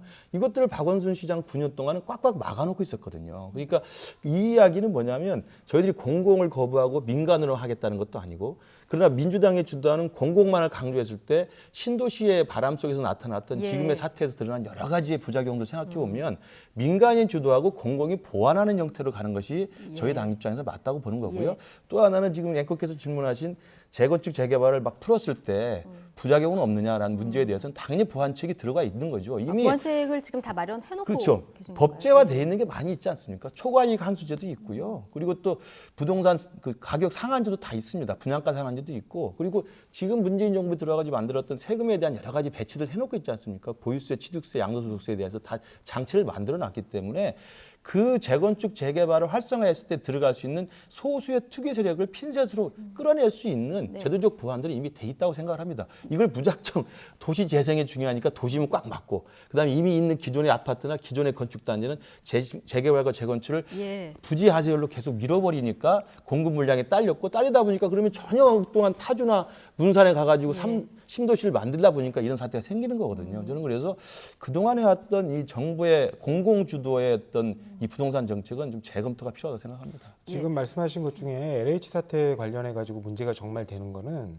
이 공공 어떤 개발을 통해서 그 창출되는 이익이 국민 일반에게 돌아가는 게 아니라 그 업무에 관여했던 공직자들의 어떤 사적 이익으로 귀속되는 게 문제였거든요. 근데 같은 말씀을 하시는 거예요. 그렇게 되면. 왜냐하면 지금 재개발 재건축을 만약에 이런 단지 중심으로 해서 그런 그러니까 소유자들 중심으로 만약에 진행이 되면 실제로 거기서 추가적으로 늘어나는 용적률이나 그러니까 종상향으로 인한 혜택들은 그분들이 그냥 다 보는 겁니다. 그러니까 공공 이익이 전혀 이렇게 공공의 환수가 되지가 않아요. 공공에 환원될 필요가 있는데 예. 그러면 그게 결국에는 이 그 어떤 그 개발 이익을 공무원들이 독식하는 문제도 당연히 엄중히 처벌해야겠지만 그런 일부 사인들이 네. 독식하는 문제들도 굉장히 심각한 문제들이거든요. 그래서 오히려 그런 부분에서 공공개발을 더 장려하되 공공개발에서 그런 그러니까 부정한 행위를 하는 그런 공직자들을 엄벌하거나 그런 부정한 행위를 하지 예. 못하도록 철저한 감시 시스템을 만드는 게 중요하지 예. 그걸 공공이 이익을 얻어가면 안 되는 거니까 그러니까 공무원들이 사적 취득하는 걸 막기 위해서 그냥 거기 있는 소유자들에게 전부 그런 개발 이익을 돌려주겠다. 그건 정말 말도 안 되는 예, 알겠습니다. 어쨌든 공공주도냐 민간주도냐 큰 틀에서는 이제 방향이 완전히 다른데 유권자들이 이 정책 가운데서 어느 쪽에 손을 들어줄지 이건 이제 표심으로 나중에 확인을 해봐야 될 것 같고요. 이번 서울시장의 또 하나의 이슈, TBS 교통방송 문제가 좀 떠올랐는데요. 그중에서도 김어준 씨가 진행하는 프로그램 뉴스공장을 두고 진영 간의 대결로 좀 번지는 모양새입니다. 오세훈 후보, 편향성을 문제 삼아서 지난 23일에 운영 개선책 마련과 예산 지원 중단을 검토하겠다는 취지의 발언을 했는데요. 이에 대해서 박영선 후보가 어제 오세훈 후보의 방송 탄압이 시작되다 이렇게 공격하기도 했습니다. 자, TBS를 바라보는 양측의 발언 듣고 오시겠습니다. 이런 실패한 시장이 TBS 방송 지원을 중단하겠다라는 이야기도 했는데 이 TBS 방송 지원 중단의 문제는 시장이 할 수 있는 부분이 아니라 서울시 의회에서 조례를 고쳐야 하는 것이기 때문에 시장이 할 수 있는 일과 할 수 없는 일을 아직도 구분을 못하는 후보다 이렇게 설명을 드릴 수가 있겠습니다. 조금 전에 TBS 방송에 관한 그 오세훈 후보의 그 어제 기자간담회 내용을 들었는데 드디어 TBS 방송 탄압이 시작된 것이다. 저는 이제 이렇게 해석이 되네요. 교통방송을 정권의 나팔수가 아니라 시민의 나팔수로 하겠다. 이런 공약이 있습니다. 그러면 저는 뉴스공장 관둬야 되는 겁니까? 그럴 수도 있고 아닐 수도 있는데요. 대신 진중권, 서민, 서정욱 변호사 코너도 만들면 되죠. 네, 조은희 구청장의 후보 시절에 이제 과거 발언까지 듣고 왔는데 야당에서는 TBS 문제에 대해서 줄곧 이런 입장을 지금 밝혀온 상황입니다. 편향성 문제 있다고 보시는 겁니까? 네, 저 부분은 이제 조은희 구청장이 했던 방식은 저는 바람직하지 않다고 봅니다. 바람직하지 않다. 그러니까 예. 시장에 바뀌었다고 해서 예. 방송 편성권을 제약을 하거나 관여를 하거나 특정 프로그램의 그 진행자를 교체하는 방식은 똑같은 도돌이표라고 볼 수가 있죠. 네. 지금 박원순 시장 때니까 김어준 씨가 들어와서 고가의 출연료를 받고 편향된 방송을 한다고 우리가 비판을 하면서 우리가 시장이 또 바뀌었으니 우리 시장의 입맛에 맞는 프로그램 진행자 예. 교체하겠다고 하면 사실 같은 거기 적절하지 때문에 않다. 예. 저 부분은 적절하지 않다고 보고요. 저도 시장 예비 경선 때 공약을 내걸었습니다만 네. 지금 오세훈 후보가 이야기하는 게 저와 똑같은 맥락입니다. 그러니까 이 지금 있는 TBS 교통방송이라고 하는 것이 애초에 설립 취지에 맞지 않은 것뿐만 아니라 지금 진행하고 있는 방식이 서울시의 산하 출연기관으로 되어 있습니다. 예. 그래서 서울시가 매년 한 400억 정도의 출연금을 지원하게 돼 있습니다. 근데 서울시로부터 돈은 받으면서 공정성과 독립성이라고 하는 방송의 본연의 목적에는 부합하지 않는 거거든요. 그렇기 때문에 그러면 새로운 서울시장이 그 방송에 개입해서 예. 편성 프로그램을 바꾸거나 뭐 교체하라는 게 아니고 방송의 독립성과 공정성을 위해서 우리 지원도 끊고 시장의 인사 관여도 하지 않을 테니 스스로 알아서 해보라고 예. 하는 겁니다. 저는 예. 그것이 가장 올바른 방송이라고 생각합니다. 예. 지금 KBS나 YTN 같은 이 공영방송이나 이 종편 방송도 사실은 정부의 출연기관적 성격이 있습니다만 자체 독립의 언론의 방송의 공정성을 가지고 있지 않습니까? 그런 맥락으로 교통방송을 향후에 장기적으로 스스로 설 수 있게 만드는 것이 예. 맞지 특정 방송 프로그램을 폐지하는 건 제가 볼 때 맞지 예. 않다고 그런데 생각합니다. 뉴스공장에 나가서 이런 얘기 하시면 될 것 같은데 인터뷰를 또 거절하셨더라고요. 그러니까 뉴스공장을 진행하시는 김어준 씨의 편파성에 예. 대해서는 논란이 많지 않습니까? 그리고 진행하는 그 출연진에 대한 편파성은 이미 계속적으로 제기가 되어왔던 문제이기 때문에 물론 가서 이야기를 할 수도 있습니다만 조은희 구청장 빼고는 사실 아무도 나가지 않았습니다. 그리고 또 하나는 서울시장이기 때문에 시장 후보기 때문에 적절하지 않다는 이야기를 한 건데 그러니까 이제 김어준 씨가 했던 이야기가 어제 제가 보니까 TBS는 산하기관이 아니고 독립재단입니다 이렇게 이야기했습니다. 그건 약간 교묘하게 왜곡시킨 겁니다. 산하기관입니다. 그렇지만 독립방송을 지향해야 되는 거죠. 그러니까 서울시 산하기관이면서 독립방송으로 지향하면서 공정성을 예. 담보해야 될 상황인데 이걸 거꾸로 틀어서 이야기한 거거든요. 저는 그런 면에서 보면 이 교통방송의 문제는 두 가지 측면인데 하나는 애초에 설립 취지 자체가 지금 맞지 않습니다. 예. 교통정보나 환경정보, 뭐 기상정보를 줄 수 있는 게 아니거든요. 그냥 정치방송하고 있는 거거든요. 두 번째는 예산의 지원과 인사의 관여권을 다 가지고 있습니다. 교통방송 정관에 서울시장이 대표이사와 이사장과 감사를 다 임명하게 돼 있습니다. 그 자체가 굉장히 시장의 권한을 개입하게 돼 있는 거거든요. 이것도 중단하고 서울시 예산도 좀 중단하면서 스스로 자구책을 가지고 정말 독립된 공정한 방송을 쓸 수 있도록 도와주는 게 저는 장기적으로 맞다고 생각합니다. 알겠습니다. 길게 말씀하셔서 국민의힘 입장 충분히 듣고 왔고요. 자, 김어준 없는 아침이 두렵다면은 오직 박영선이다. 송영길 민주당 의원이 이렇게까지 표현을 했던데 네. 이 TBS 문제 어떻게 보고 계십니까? 일단은 뭐 지금 야당 후보들 중엔 그냥 김어준의 뉴스공장을 폐지하겠다는 걸 얘기하신 분들도 있었어요. 그러니까 예를 들어 대표적인 게 뭐냐 금태섭 의원이라든가 금태섭 전 의원이라든가 뭐 안철수 전 대표라든가 그런 분들이 있었습니다. 뭐 그리고 오세훈 후보도 계속 그런 부분에 대해서 사실상 폐지를 공약하는 듯한 그런 말들을 하거든요. 근데 이거는 아까 뭐 김근식 교수님 얘기처럼 바람직하지 않다 정도의 수준이 아니고 현행 방송법 위반입니다. 현행 방송법은 뭐라고 돼 있냐면 누구든지 4조 2항입니다.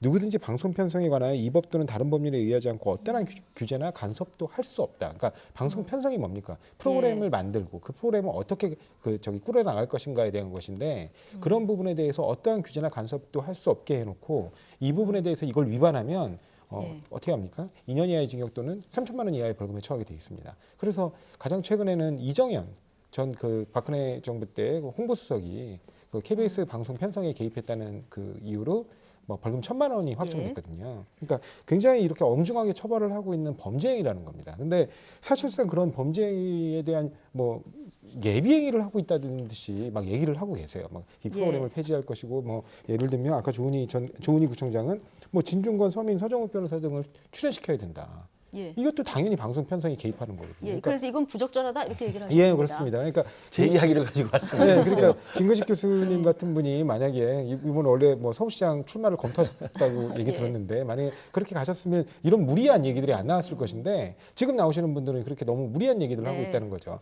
그러니까 원칙으로 돌아가시라는 겁니다. 만약에 정말 편성에 문제가 있다, 뭐 그리고 이런 편향성에 문제가 있다 하시면 본인이 이제 서울시장이 되시고 난 다음에 어떤 본인이 원래 법적으로 갖고 있는 인사권 범위 내에서 인사권을 행사하고 그 인사권의 결과로 물론 시간이 걸리겠지만 이게 차근차근 뭔가 진행돼서 편향성을 개선하는 방안을 찾아야지 이거를 그냥 어떤 프로그램은 편향성이 있으니까 폐지하겠다. 이거는 서울시장 후보로서는 굉장히 어떻게 보면 구시대적이고 권위적이고 포갑적인 그런 방식이라 이렇게 생각합니다. 저도 한 말씀만 드리면요. 그러니까 짧게요. 오세훈 후보는 지금 전혀 조은희 구청장과 같은 입장을 전혀 표명한 적이 없고요. 예. 그리고 조은희 구청장은 우리 당 후보가 안 되신 분이고요. 지금 오세훈 후보 입장은 아까 말씀드린 것처럼 지원 중단 같은 걸 검토해서 스스로 방송의 독립성들을 확보할 수 있도록 하겠다는 겁니다. 그러니까 저는 이 부분에 대해서 뭐 프로그램 폐지라고 하는 것을 오세훈 후보가 말한 적이 없고 그다음에 인터뷰 나오세요. 출연해 주세요 했는데 출연 못 하겠습니다 하니까 이게 어떻게 방송 탄압이 됩니까? 그것은 출연을 요청한 섭외하신 분 쪽에서 우리의 사정이 있어서 못 나가겠다고 고사한 것이고요. 그걸 방송 탄압이라고 말한 박영선 후보가 사실은 후보에 대한 정치 탄압을 하는 겁니다. 아니 예산 중단 표현하신 걸 방송 탄압이라고 얘기해요. 그러니까 그건 예산 중단을 하는 걸 아까 말씀드렸지 않습니까? 예산을 편성할 수 있는 권한이 시장에게 있습니다. 그리고 아까 박영선 후보도 말을 잘못했는데 마치 조례상 서울시장이 예산을 가지고 이야기할 수 없고 서울시 의회가 하게 돼 있다고 그러는데 그건 잘못하신 거죠. 편성권, 예산 편성권은 시장의 고유 권한이고요. 시장이 예산 편성권을 가서 편성을 해서 시의회 심의를 맡기면 시의회가 심의해서 의견하는 게 돼 있습니다. 그게 조례에 그렇게 박혀 있습니다. 그렇기 때문에 서울시장은 TBS의 공정성과 독립성을 위해서 올해는 좀 예산을 좀 줄였으면 좋겠다. 그리고 스스로 자구책을 좀 만들어 보세요. 라고 요구하면서 그 방송의 독립성을 확보할수록 도와줄 수 있는 거거든요. 그걸 마치 예산 편성을 못하고 마치 예산 편성 전적인 권한을 시의회가 갖고 있는 것으로 생각하는 것은 박영선 후보의 착각이라고 생각합니다. 알겠습니다. 여야 간에 이제 공방이 있어서 저희가 쟁점이 된 이슈 중에서 이 주제를 잠깐 얘기하고 넘어가려고 했는데 의외로 길어졌습니다. 다시 유세 장면으로 좀 돌아가겠습니다. 어제 눈에 띄는 장면이 좀 있었는데 오늘 김근식 실장님한테 여쭤봐야지 하고 있었습니다. 안철수 대표가 합동유세에 나서지 않았습니까? 선거 때만 되면 나온다는 그 목소리로 어제 오세훈 후보 지지를 100번, 1000번 외치겠다 이렇게 지원 유세를 하고 있는데 국민의힘 김종인 비대위원장이 자리를 떴어요. 어떻게 된 겁니까? 우선 이제 단일화가 원만하게 잘 성사가 됐고요. 단일화 이후에 안철수 후보가 승복을 깨끗하게 해서 의총장에도 아름다운 사진을 찍고 어제 이제 합동 유세에도 나서 지지 유세했기 때문에 저는 단일화의 결론이 굉장히 잘 됐다고 보는데요. 단 문제는 김종인 위원장과 안철수 후보 사이에 이제 개인적인 이 신경전이 있지 않았습니까? 말도 사실은 좀 서로 간에 해서는 안 될 부분들에 대한 좀 이 신경전이 좀 고조된 측면이 있었기 때문에 그런 부분에 대한 제가 볼 때 개인적인 좀 껄끄러움들이 좀 있지 않았는가 생각이 들고요. 그렇기 그럼 때문에 일부러 뜬 겁니까? 아닙니다. 그건 아닙니까? 그때는 오늘 뭐 보도가 나왔습니다만 다른 방송에 녹화 라디오 인터뷰를 할 시간이어서 왜냐하면 그 서로 약속이 된 시간이 있지 않겠습니까? 전화로 녹음을 해야 되기 때문에 그 시간 때문에 불가피하게 내려왔던 것이고요. 그러나 이제 이제 호사가들이나 언론에서 봤을 때는 안철수 후보와 김종인 위원장 사이에 이제 평소에 사적인 껄끄러움이 있기 때문에 그렇게 된 게 아닌 거라고 좀 보는 것 같습니다. 하필 그 시간에 방송 녹음 일정이 있어서 어쨌든 뭐 오해의 시선들이 좀 있었던 것 같습니다. 자, 오늘 아침에 김종인 위원장 시사 프로그램에서 진행자 질문에 안철수 대표에 대한 생각을 또다시 매우 솔직하게 밝혔습니다. 듣고 오시겠습니다. 1월 6일 두 분이 만나셨을 때 안철수 후보가 들어가서 거기서 경쟁하겠습니다라고 했었어야 된다고 보세요. 지금 그렇지 했으면 자기가 아마 후보가 됐었을 거예요. 우리 당에 들어와서 했으면은 안철수가 아마 후보가 됐을 거예요. 아니 그나저나 안철수 대표를 왜 이렇게 안 좋아하세요? 아니 나는 안철수 대표를 안 좋아하는 게 아니에요. 그 사람을 나만큼 많이 만나본 사람이 없을 거예요. 솔직히 여기에서 내가 그 사람에 대한 인격이나 모든 점에서 지도자로서의 훌륭한 자질이 있다고 내가 스스로가 확신을 가졌으면 내가 안철수 후보 단일화하는데 찬성도 했을지도 몰라요. 2011년도에 안철수 씨의 별의 순간이 그때 떴어요. 국민의 지지도가 그 40% 가까이 됐을 때예요. 그때 그 순간을 놓쳐버린 거죠. 네, 여러 가지 얘기를 했는데요. 2011년에 별의 순간은 이미 놓쳤다 이렇게 평가를 했고요. 자, 하나씩 보면 김근식 실장님, 국민의힘에 처음에 김종인 위원장하고 안철수 대표 만났을 때 우리 당에 들어와서 경선해라 했을 때 받았다면 안철수 대표가 됐을 수도 있다 이렇게 얘기를 하는데 동의하십니까? 저도 동의합니다. 예. 그러니까 이제 안철수 후보의 이제 그 당시의 상황 판단에 이제 미스였다고 보는데요. 지난해 12월에 이제 대선행을 이제 포기하고 서울시장을 출마하겠다고 선언했을 때 상당히 높은 지지율을 앞서가고 있었잖아요. 그랬을 때 우리 당 모든 사람들이 김종인 대표도 그랬고 예. 저희 당의 대부분의 주자들이 들어와서 같이 원샷 경선을 하자고 했었습니다. 그것이 사실상의 단일화 효과가 있는 것이기 때문에 그러나 이제 그 부분을 이제 거부하시고 계속 그 국민의당을 고집하면서 나중에 이제 단일화의 어떤 이런 순차적인 이른바 토너먼트가 된 거 아니겠습니까? 예. 그러다 보니까 이제 국민의힘이라고 하는 당세와 오세훈 후보의 역전세가 이제 상승세를 타면서 결국은 단일화 역전패 당한 거잖아요. 그러니까 이건 결과론적인 이야기입니다만 지난 1월 달에 김종인 대표를 만나러 왔을 때 김종인 대표가 권유한 대로 어차피 합칠 당이고 예. 어차피 정권 교체나 서울시장 선거를 위해서 힘을 합쳐야 되니 들어와서 깔끔하게 원샷으로 경선을 같이 해서 똑같이 스타트를 하자라고 했을 때 받으셨다면 지금 뭐 결과론적인 이야기입니다만 충분히 됐을 가능성이 높다고 보는 거죠. 그리고 또 하나, 그 안철수 대표를 왜 이렇게 싫어하냐 진행자가 이렇게 물어봤더니 내가 싫어하는 게 아니다. 그래서 저는 뒤에 들으면서 그 사람에 대한 인격이나 모든 점에서 지도자로서의 훌륭한 자질이 있다라고 얘기하시는 줄 알았더니 있다고 하면 내가 스스로 확신을 가졌으면 단일화하는데도 찬성을 했을 거다. 이렇게까지 얘기를 했거든요. 이 부분은 상당히 뭐 제가 뭐 논평할 성격의 예. 뭐 워딩은 아닌 것 같은데요. 저도 뭐 안철수 대표 개인적으로 많이 겪어봤습니다. 그리고 좋은 관계를 유지했던 사람 중에 하나인데 안철수 대표가 갖고 있는 정치적인 신선함 그리고 때묻지 않고 솔직한 어떤 다른 후보들보다 갖고 있는 장점이 있습니다. 그러나 이제 그 장점 플러스 지도자가 되기 위해서는 지도자로서 필요한 자질과 정무적 감각과 판단 능력이 있어야 되는 거거든요. 이제 그런 부분에서 아마도 제가 그냥 판단하기에는 예. 김종인 위원장이 봤을 때는 사실 2011년 서울시장을 박원순 당시 후보에게 양보했을 때도 김종인 위원장이 가장 가까웠던 멘토 아니었습니까? 예. 그때 곁에서 지켜본 결과 그리고 그 뒤에 국민의당 창당 그다음에 바른미래당 합당 그리고 또다시 지금 국민의당 정도로 왔을 때의 과정을 아마 김종인 위원장이 지켜봤을 때는 매 국면마다 정치적 상황에서 지도자는 현명한 판단과 결단을 내려야 되는 상황이 있는데 네. 그때마다 이제 김종인 위원장 입장에서는 조금 현명하지 못한 선택을 내렸던 거라고 판단하는 것 같고요. 그러다 보니까 지도자가 갖춰야 될 가장 큰 덕목으로서의 지혜, 그다음에 결단, 그리고 정무적인 능력 이 부분에 대해서는 조금 물음표를 갖고 계신 게 아닌가 저는 개인적으로 그렇게 추측을 해봅니다. 예, 선거 과정에서 좀 강한 표현들의 또 얘기들이 나오다 보니까 이제 질문을 드렸고요.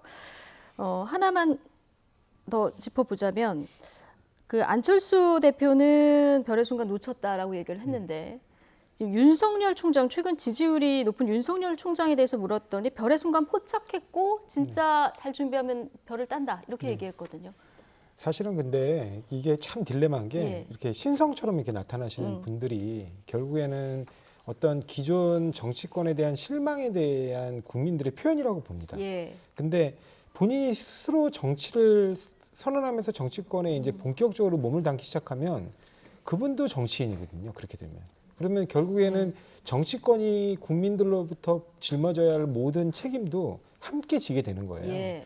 거기서까지 그 지지율을 과연 유지할 수 있느냐. 이제 그게 이제 핵심인데 지금까지 대부분의 이런 제3 후보 내지는 이렇게 그 갑자기 별처럼 나타나신 이런 그 스타 이런 분들은 다 그런 부분에서 실패를 했거든요. 예. 이게 어쩔 수 없이 정치 안에서 공간을 만들다 보면 본인도 정치인들 중에 한 명으로 전락하게 되는 거죠. 근데 그런 부분에서 아직까지 윤석열 총장은 그런 부분의 모습을 보여준 적이 없습니다. 그러니까 본인이 현실 정치에 들어와서 현실 정치인으로서 어떤 역할을 맡아본 적이 없기 때문에 현재 이 지지율만 가지고 이게 그대로 정치인 윤석열의 지지율이다 이렇게 얘기하기 어렵다고 봅니다. 그래서 어쨌든 이번에 만약에 이제 보궐선거가 끝나면 이제 성적표를 받게 될 건데 여당 내에서는 그것과 상관없이 이제 정해진 스케줄에 따라 이제 뭐 당대표 선거도 따로 해야 되고요. 그다음에 뭐 7월 달에는 후보 등록도 있을 것이고 10월 달에는 이제 우리 당원 당규에 따라 대선 후보를 선출하게 됩니다. 그래서 그 정해진 일정으로 쭉 진행하게 될 것 같습니다. 예, 뭐 김종인 위원장도 있고 안철수 대표도 있고 윤석열 전 총장도 있고 그래서 선거위의 야권 개편이 어떻게 될지도 궁금하고 이에 맞춰서 또 여권의 개편도 어떻게 이루어질지 굉장히 궁금한 대목인데 이건 차차 지켜보도록 하고요. 부산으로 가보겠습니다.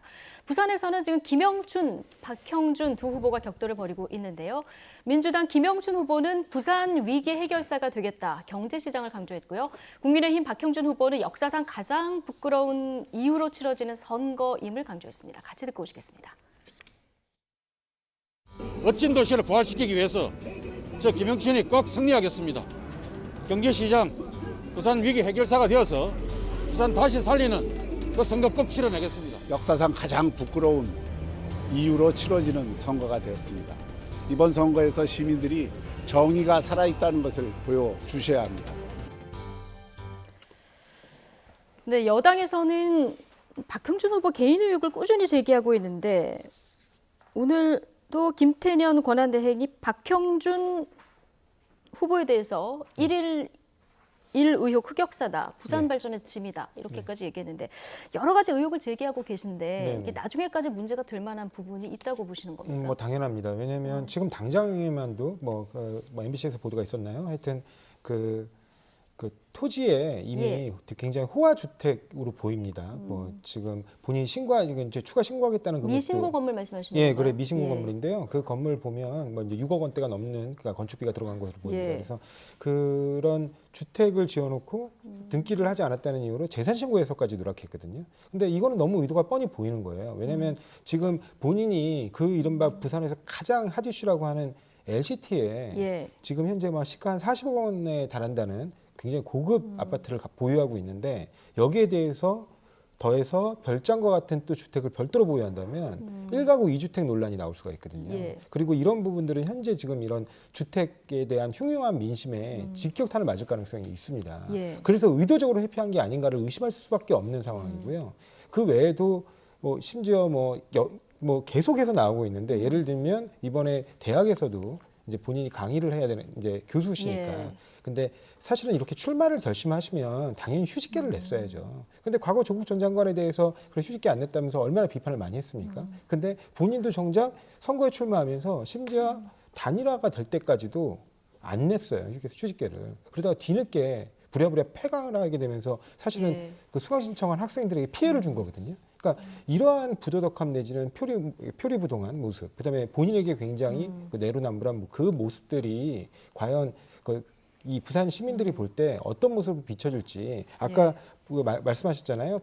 가장 부끄러운 이유로 뭐 이번 선거가 열리게 됐다 그랬는데 그런 말씀을 본인이 하실 자격이 있는지 한번 되돌아보실 필요가 있다고 봅니다. 굉장히 여러 부분에서 여권에서 지금 의혹을 제기하고 있는 이런 상황입니다. 특히 부동산 문제에 대해서는 조금 전에 이제 법적인 문제뿐 아니라 민심과도 좀 거리가 있다, 이 부분 지적하지 않았습니까? 국민의힘 내부에서도 좀 적극 해명해야 될 부분이 있다고 보십니까? 그렇죠. 이제 제기되는 의혹에 대해서는 뭐 가장 객관적이고 합리적인 자료를 통해서 근거를 가지고 해명을 해야 된다고 보고요. LCT 의혹 처음 나왔을 때 그리고 지금 나왔던 그 미등기 건물에 대해서 이런 부분, 그다음에 이제 이른바 이제 의붓 아들과 관련된 그 LCT에 대한 그 미술품 납품에 대한 의혹들에 대해서는 그때 제가 알기로는 객관적인 근거와 자료를 가지고 해명을 한 것으로 알고 있습니다.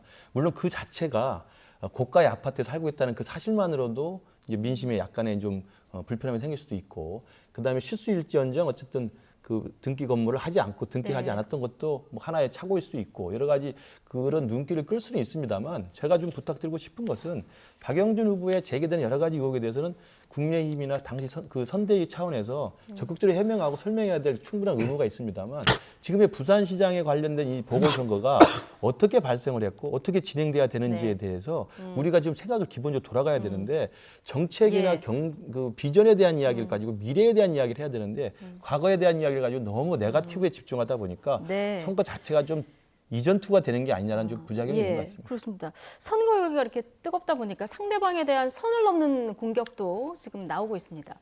김영춘 후보 캠프 측에서 나온 그 조광지처 발언이 지금 도마 위에 오른 이런 상황인데 어떤 상황에서 나온 발언인지 듣고 오시겠습니다.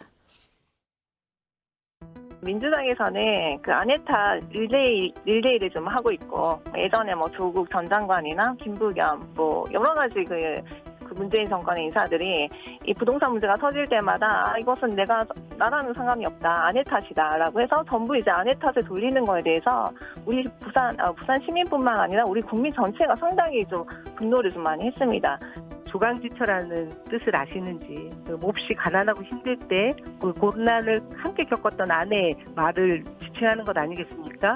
근데 박형준 후보는 조강지처를 버리고 아니 뭐 헤어지고 지금 뭐 새롭게 지금 살고 있는 부인과 또 이 성이 다른 처자식에 대해서는 또 성급기도 하면서 그런 부분들에 대해서는 저는 이쪽 우리 김영춘 후보의 이런 부분에 대해서 이해를 못할 수도 있겠다, 뭐 그런 생각이 듭니다. 위험한 발언이라고 생각이 되고요. 조강지처를 버릴 수는 없습니다. 그거는 예전에 그 뭐 조선시대나 그 뭐 남존 여비사상 시절 통했던 시절에서나 그 통할법한 그런 말인데, 이것은 여성을 가장 정말 하찮은 존재, 그러니까 상당히 수동적인 존재 취급하시는 발언이고, 이 부분은 상당히 위험한 발언이십니다. 박형준 후보를 향해서 조광지처를 버린 이 표현이 좀 문제가 됐는데 지금 박형준 후보 측에서는 묵과 못할 범법 행위다 이런 입장까지 나왔습니다. 민주당에서 이 발언에 대해서는 어떻게 보고 계십니까? 이 표현상에 약간 부적절한 부분이 있을. 이 단어 선택이 그렇습니다. 그렇지만 이게 범법 행위인지는 저도 잘 모르겠네요. 저도 법률가지만 이게 범법 행위에 해당하는지는 잘 모르겠습니다. 근데 다만 이 건이 나오게 된 계기가 박형준 후보가 자꾸 그 어떤 LCT와 관련된 굉장히 그 상식적으로 이해되지 않는 그런 여러 가지 의혹들에 대해서 배우자의 그러니까 배우자의 전 남편과의 사이에 낳은 자식이기 때문에 자신과 무관하다는 식으로 자꾸 선을 긋는 그러한 모습을 보였기 때문에 그런 부분들에 대해서 이제 비판하는 과정에서 나온 거거든요. 근데 사실은 배우자의 재산까지 왜 재산 신고를 하도록 하게 하고 있습니까?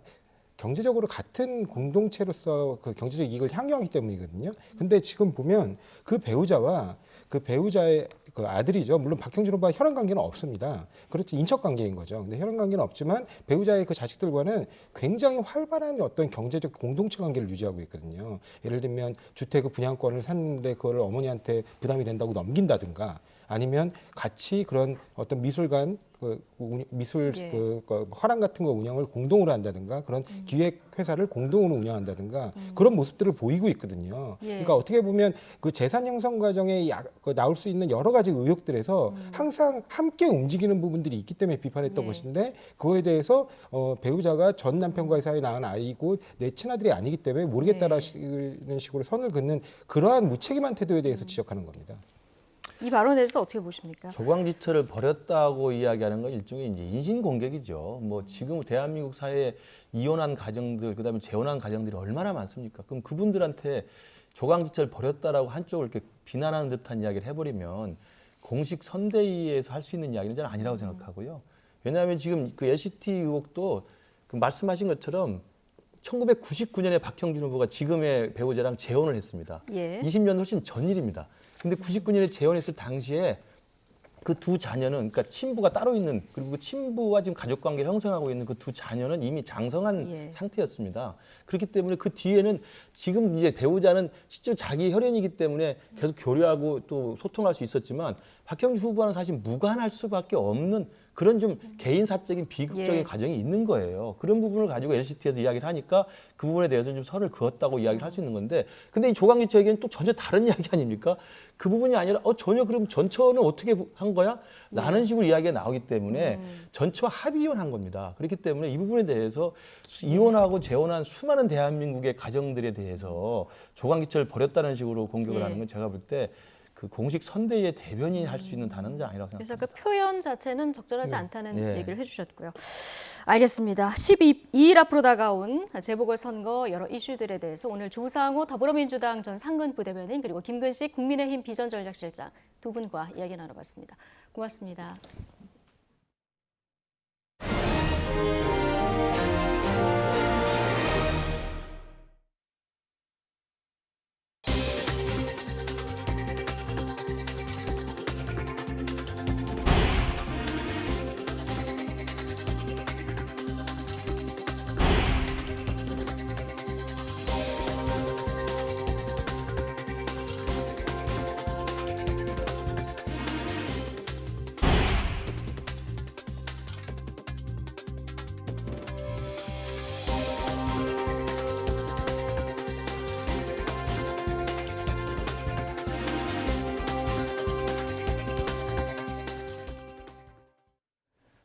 네, 요즘 날씨 정말 따뜻하죠. 이 외투를 입으면 한낮에는 다소 덥다고 느껴질 정도인데요. 그러다 보니까 서울의 벚꽃이 관측이 시작되고 99년 만에 가장 일찍 폈다고 합니다. 지구 온난화로 기온이 계속 오르면서 봄꽃이 피는 시기도 점점 더 빨라질 가능성이 크다고 하는데요. 자세한 내용 취재기자 연결해서 알아보겠습니다. 정혜윤 기자. 네, 정혜윤입니다. 네, 보통 서울의 봄꽃 시즌 하면 이 4월 초를 떠올리는 경우가 많은데 올해는 유독 빠른 것 같습니다. 벌써 이 벚꽃이 폈다고요? 네, 그렇습니다. 서울은 그제 24일에 벚꽃이 공식 개화했습니다. 서울 벚꽃의 표준 관측목은 종로구 송월동에 있는 왕벚나무인데요. 한 가지에 3송이 이상의 벚꽃이 피면 공식 개화가 선언됩니다. 보통 서울의 벚꽃은 4월 초에 피기 시작하는데 3월 24일에 벚꽃이 핀 것은 1922년 관측이 시작된 이후 99년 만에 가장 빠른 기록입니다. 네, 99년 만에 가장 빨랐다고 말씀을 해주셨는데, 자, 올해가 좀 특이하게 빠른 건지 아니면 이게 점점 빨라지는 경향인지도 궁금한데 어떻습니까? 네, 서울을 기준으로 평년의 벚꽃 개화일은 4월 7일입니다. 올해 같은 경우는 무려 17일이나 빨랐습니다. 지난해에는 3월 27일에 벚꽃이 펴서 역대 가장 빠른 기록이었는데 올해 사흘 일찍 피면서 지난해보다 그 기록이 1년 만에 경신된 셈입니다. 1980년대 비해서 2010년대 봄꽃의 전반적인 개화가 4일에서 20일 정도 빨라진 것으로 조사되고 있습니다. 네, 4일에서 20일 정도는 빨라졌다. 그 정도로 지금 기온이 빠르게 오르고 있다. 이렇게 봐야겠죠? 네, 그렇습니다. 실제로 기상청의 새로운 기후 평년값을 보면 그 차이가 확연히 드러나는데요. 1991년부터 2020년 이 새로운 평년값의 전국 평균 기온은 이전 평년값보다 0.3도 높습니다. 또 봄과 여름은 이전보다 각각 4일 길어졌고 반면 가을과 겨울은 하루와 7일 짧아진 것으로 나타났습니다. 네, 이렇게 봄꽃이 빨리 폈지만 이 코로나19 탓에 올해도 봄꽃을 현장에서 보는 건 좀 쉽지 않을 것 같죠? 네, 맞습니다. 이 벚꽃의 행연이 시작됐지만 올해도 봄꽃 축제는 대부분 취소됐습니다.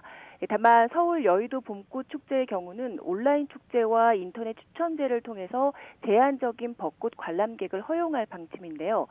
신청은 인터넷 봄꽃 산책을 통해서 다음 달 1일부터 시작이 되고 이후 5일에서 11일까지 매일 오전 11시에서 오후 9시 30분까지 1시간 30분 간격으로 7차례 한 번에 99명이 참여할 수 있습니다.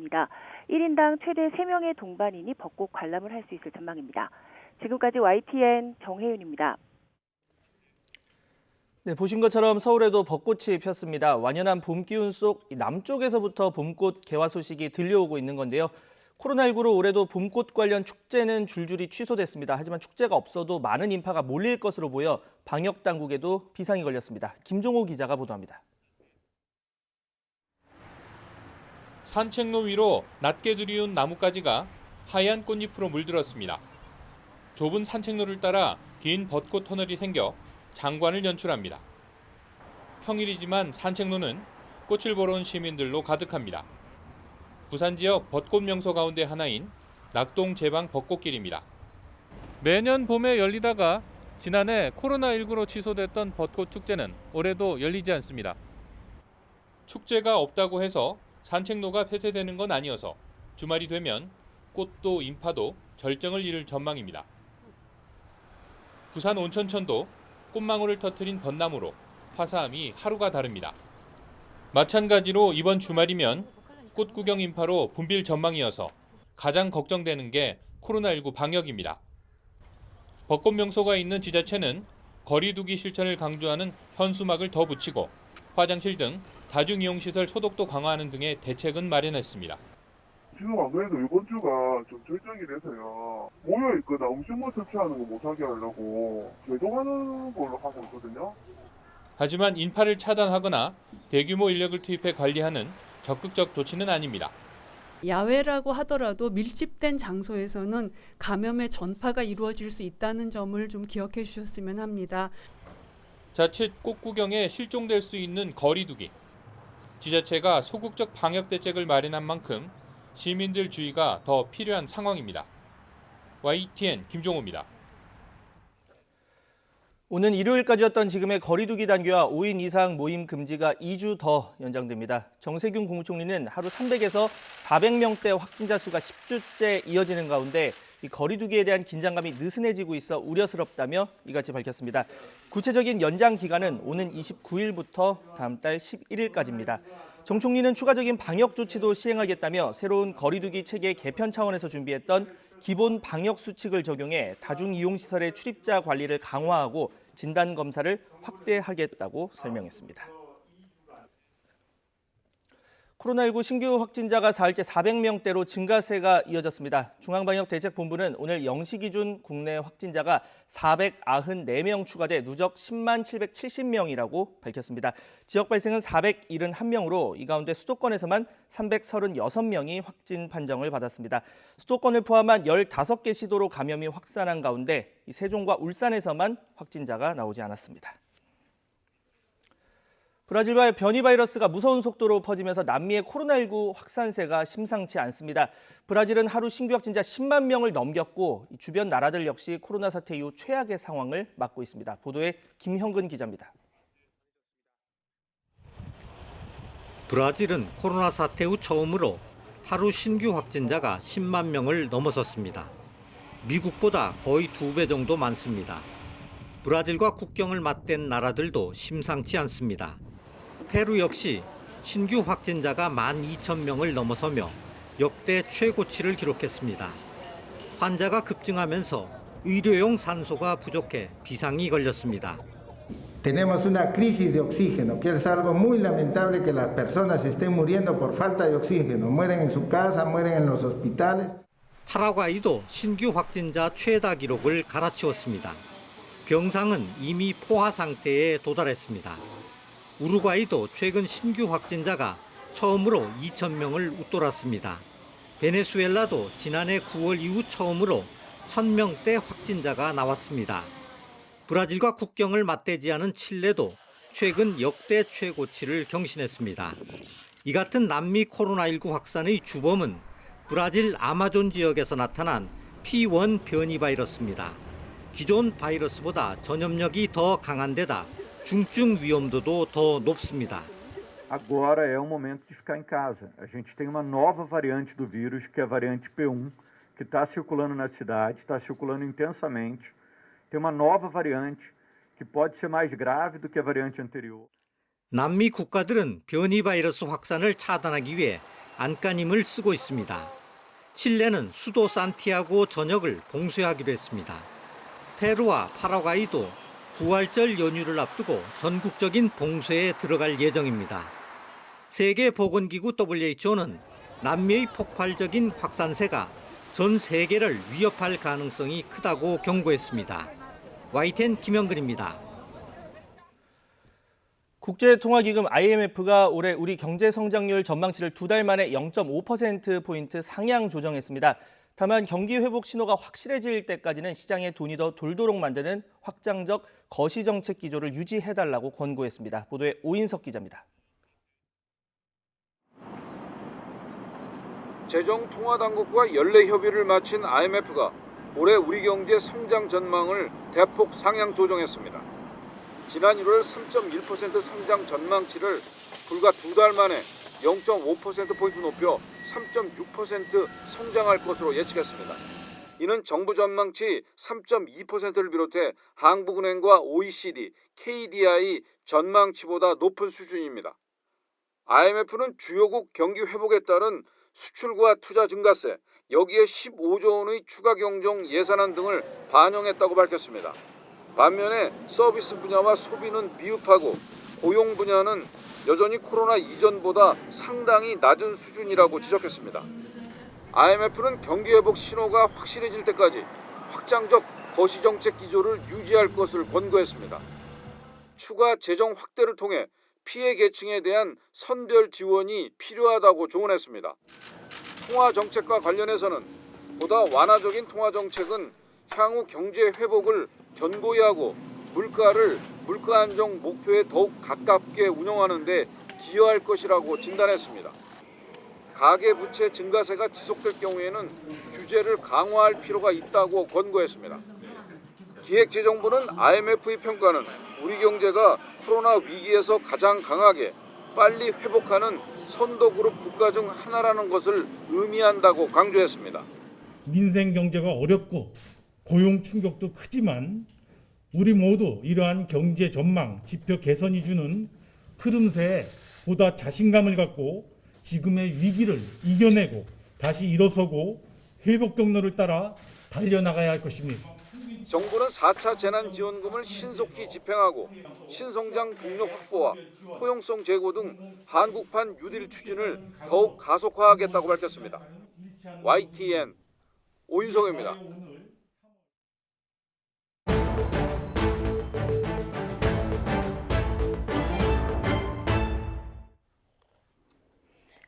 한밤중에 음식점 주인이 여성 종업원과 다투다가 흉기를 휘두르는 사건이 발생했습니다.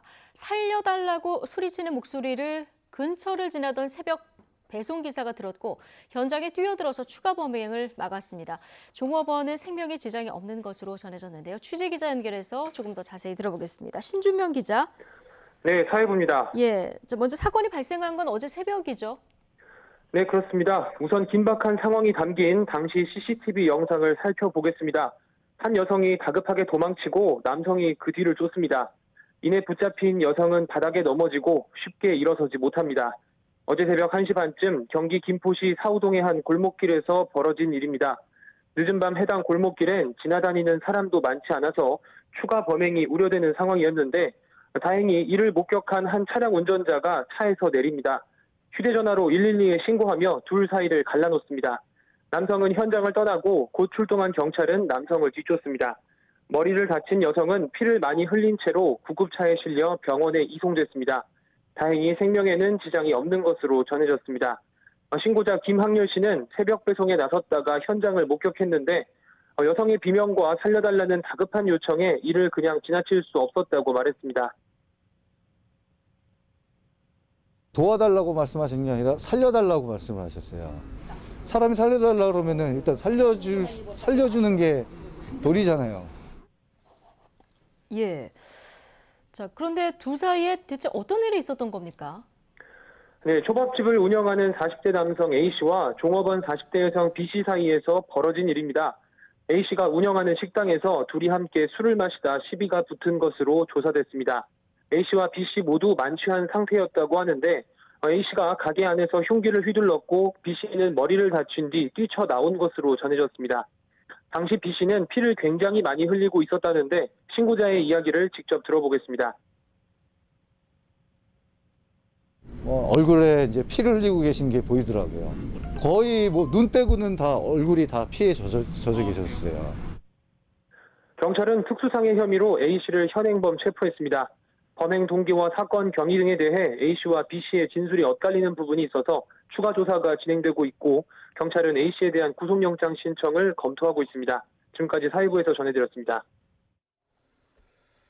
구미 빌라에서 숨진 채 발견된 3살 여자아이와 또 행방불명된 또 다른 3살 아이 관련해서 산부인과 병원에서 바꿔치기 됐다는 경찰의 분석이 있었습니다. 이 아이를 바꾼 시기와 장소가 확인됨에 따라 경찰 수사가 탄력을 받을 것으로 보이는데요. 취재기자 연결해서 이 내용 알아보겠습니다. 허성준 기자. 네, 전국부입니다. 네, 자 숨진 채 발견된 3살 아이가 산부인과에서 침모에 의해서 바꿔치기 됐다 이런 내용인데 이게 어떻게 밝혀진 겁니까? 네, 경찰이 혈액형으로 실마리를 찾았습니다. 숨진 어린이의 친모인 48살 성모 씨의 큰딸은 3년 전 구미의 한 병원에서 딸을 출산했는데요. 이 산부인과 의원에는 당시 신생아의 혈액형이 A형으로 기록돼 있습니다. 그런데 산모인 큰딸 부부의 혈액형은 B형과 O형으로 A형이 나올 수 없습니다. 따라서 경찰은 친모 석 씨가 자신이 낳은 아이와 큰딸의 아이를 산부인과에서 바꿔치기 한 것으로 보고 있습니다. 바꿔치기 한 시점도 신생아 혈액 검사를 하기 전으로 특정했습니다. 앞서 경찰은 석 씨가 3년 전 출산을 앞두고 개인용 컴퓨터로 셀프 출산과 출산 준비를 검색한 사실을 디지털 포렌식을 통해 밝혀냈습니다. 석 씨가 혼자 출산했거나 지인의 도움을 받아 병의원이 아닌 장소에서 출산했을 가능성이 큰 겁니다. 여기에 아이를 바꿔치기 한 장소와 시기까지 특정됨에 따라 경찰 수사도 탄력을 받을 것으로 보입니다. 지난 8일 체포된 석 씨는 지금까지 혐의를 완강히 부인하고 있습니다. 3번의 유전자 검사 결과는 물론 자신이 딸을 출산했다는 사실조차 인정하지 않고 있습니다. 검찰은 석 씨의 구속기간을 연장한 뒤 숨진 여자 어린이의 출산 경위와 사라진 외손녀의 행방을 캐는 데 주력할 방침입니다. 지금까지 전국부에서 YTN 허성준입니다. 문재인 대통령이 부동산 부패 청산을 위한 긴급 반부패 협의회의를 소집했습니다. 강민석 청와대 대변인은 문 대통령이 오는 29일 청와대에서 부동산 부패 청산을 위한 반부패 정책 협의회의를 주재한다고 밝혔습니다. 이번 긴급 반부패 협의회에서는 부동산 투기 근절과 재발 방지 방안에 대해서 논의하고 발본 세권을 위한 범부처 총력 대책도 마련될 것이라고 덧붙였습니다. 김창룡 경찰청장이 부동산 투기로 얻은 부당이익은 신분과 지위 고하를 막론하고 몰수와 추징 등 법이 허용하는 모든 수단을 동원해 환수하겠다고 말했습니다. 김 청장은 오늘 전국 시도경찰청장 화상회의에서 부동산 투기 사건은 경찰의 수사 역량을 증명해야 할 첫 시험대라며 이같이 밝혔습니다. 김 청장은 또 4.7 재보궐선거와 관련해서 금품 살포와 허위사실 유포 등 선거사범은 엄정하게 수사해야 한다며 공정성 시비가 없도록 시도경찰청장이 직접 챙겨달라고 당부했습니다. 정부가 LH 사태 관련해서 다음 주 초까지 재발 방지책과 투기 근절 방안을 내놓습니다. 홍남기 부총리 겸 기획재정부 장관은 오늘 아침 열린 부동산 시장 점검 관계장관 회의에서 마지막 논의와 당정 협의를 거쳐 이달 안까지 관련 대책을 발표하겠다고 말했습니다. 홍 부총리는 이번에야말로 부동산 시장의 전형적인 불공정 투기를 뿌리 뽑겠다는 각오로 근본 대책을 마련하고 있다고 밝혔습니다. 이와 함께 주택 공급 대책 역시 흔들림 없이 추진하겠다며 다음 주 제2차 공공재개발 후보지 선정 결과와 도심사업 후보지를 발표하겠다고 설명했습니다. 직원들의 조직적인 땅 투기 의혹에 이은 LH의 또 다른 의혹 하나 전해드리겠습니다. LH가 자신들이 발주한 공사 현장에서 시공사나 협력업체로부터 차량을 제공받고 심지어 잘 봐달라는 취지의 현금까지 정기적으로 수수한다는 의혹이 제기됐습니다. 김현우 기자의 단독 보도입니다. 지난 2019년 감사원은 LH의 불공정 관행에 대한 감사를 벌였습니다. 감사 결과 LH는 자사 직원의 현장 감독 차량을 수급사, 즉 시공사로부터 제공받고 있었습니다. 이에 대해 감사원은 LH 현장 감독관의 차량 임차료와 운영비를 직접 집행하라고 통보했습니다. 감사원 지적 이후 LH의 이런 부적절한 관행은 바뀌었을까? YTN이 건설사 서너 곳을 취재한 결과 일부 현장에서는 예전 관행이 여전한 것으로 확인됐습니다. 현장에서 그냥 계약서 상에 명기가 되어 있는 걸로 해서 그냥 전혀 꺼리낌 없이. 심지어 공사가 끝난 후에도 LH 감독관이 타던 차량은 매각하지 않고 개인 명의로 돌린다는 의혹도 제기됐습니다. 끝나면 그 차를 이제 렌트한 업체나 이런 데서 매각을 하게 되는데 그 매각을 명의 변경 방식으로 해가지고 돌려주는. 일부 현장에서는 LH 감독관에게 현금을 주는 관행도 여전하다는 주장도 나왔습니다. 일종의 이제 좀 그 공사편이 그런 거를 좀 잘 봐달라는 의미에서 달달이 1,200씩 현금으로 지원했죠. 시공사나 협력업체들이 현금을 만든 방식은 법인 카드로 결제한 것처럼 꾸며 현금을 돌려받는 이른바 카드깡이었습니다. 도급 공사비를 부풀리거나 협력업체의 납품 단가를 높게 책정한 뒤 법인 카드로 선결제합니다. 그런 뒤 부풀려진 액수만큼 되돌려받아 공사 현장에서 일종의 비자금이 만들어졌습니다. 이렇게 만들어진 현금은 골프는 물론 안마 시술소 접대 등에도 사용된 것으로 전해졌습니다. 실제 차량과 현금 제공을 했던 건설사 현장 당사자들은 본인들이 직접 언론에 증언할 경우 LH로부터 공사 발주를 아예 받을 수 없게 된다며 동종업계 관계자들을 통해 이런 사실을 알려왔습니다. 이에 대해 LH는 지난해 5월부터 공사에 들어간 현장부터는 자체 렌트 차량을 사용하고 있으며 시공사가 차량을 제공한 기존 지역과 혼재돼 있다고 해명했습니다. 현금 수수 주장에 대해선 제보 내용에 대한 진위와 사실관계를 파악해 위법 사항이 발견되면 법적 조치를 취하겠다고 밝혔습니다. 전문가들은 LH의 업무 영역의 일부를 민간으로 옮겨 힘을 분산할 필요가 있다고 지적합니다. 앞으로는 그 민간 합동 방식이나 민간 방식도 도입할 필요가 있다고 생각이 됩니다. LH가 택지를 개발하고 신도시를 개발하다 보니까 결국에 건설사들과의 관계가 갑과 을과의 관계가 됩니다. 여기에서도 역시 비리가 발생할 수 있거든요. 정부가 LH 혁신안 발표를 앞둔 가운데 현장에서 벌어지는 갑질과 불법 행위를 근절할 특단의 대책도 시급하다는 지적이 나오고 있습니다. YTN 김현우입니다. 네, 속보 하나 전해드리겠습니다. LH발 땅 투기 의혹 관련해서 경찰의 압수수색이 전방위적으로 이루어지고 있는데요. 경찰청 중대범죄수사과가 세종 행정중심복합도시건설청을 하고 있다. 자, 이런 속보가 들어왔습니다. 아마 전 행복청장 땅 투기 의혹 관련인 것 같죠? 네, 맞습니다. 이게 그 재임 시절 아내 명의로 이제 세종시 땅을 매입한 전 행정중심복합도시건설청장, 줄여서 행복청장이라고 부르는데 이 수사에 착수를 한 거고, 이 재임 시절인 지난 2011년 4월 말에 이 세종시 연기면 일대 아내 명의로 이제 토지를 사들였고 그 가격이 올랐는데 이와 관련해서 내부 정보를 이용했는지 관련 부분 증거를 들여다보기 위해서 압수수색을 진행을 한 겁니다. 더 자세한 내용은 이어지는 뉴스에서 들어오면 전해드리겠습니다. 예. 네, 공직자 부동산 투기 의혹을 수사하고 있는 경찰이 더불어민주당 서영석 의원의 땅 투기 의혹을 제기한 시민단체 관계자를 고발인 자격으로 불러서 조사했습니다. 부천 정의 지역구인 서 의원은 지난 2015년 8월 경기 부천시 고강동에 있는 땅과 근린생활시설을 사들였는데 이 해당 지역은 지난 2019년 3기 신도시에 포함된 부천 대장지구와 인접한 곳입니다. 이 매매 당시 서 의원은 경기도 의원 신분이었는데 시민단체 법치주의 바로세우기 행동연대는 서 의원이 개발 정보를 입수해서 투기한 것으로 보인다며 서 의원을 고발했습니다. 이와 관련해서 서 의원 측은 해당 토지는 6년 전에 산 것으로 신도시 지구와 큰 도로를 사이에 두고 있고 이 지정 이후에 가격 변동도 없다며 투기 의혹을 부인하고 있습니다. 네, 부동산 투기 의혹을 수사하는 경찰이 더불어민주당 양향자 의원의 과거 토지 거래 의혹에 대해서 사실관계를 확인하고 있습니다. 정부합동특별수사본부 관계자는 오늘 경찰청 간담회에서 양 의원이 과거 부동산 투기를 했다는 내용의 진정서를 검찰로부터 넘겨받아 내사에 들어갔다고 밝혔습니다. 양 의원은 지난 2015년 10월 경기도 화성시 신규 택지개발지구와 인접한 그린벨트 지역 맹지 1000여 평을 5억 원에 사들여서 투기한 의혹을 받습니다. 경찰 관계자는 검찰에서 경찰로 사건이 넘어와서 경기 남부경찰청에 배당한 상태라며 아직 양 의원이 피의자 신분은 아니라고 설명했고, 양 의원은 이에 대해서 전혀 불법적인 매입이 아니었다며 수사 대상에 오를 이유도 없다는 입장인 것으로 전해졌습니다. 지난 2월 전국 주택 매매 거래량이 전달보다 4%, 작년 같은 기간보다는 24.5% 줄어든 8만 7천여 건을 기록했습니다.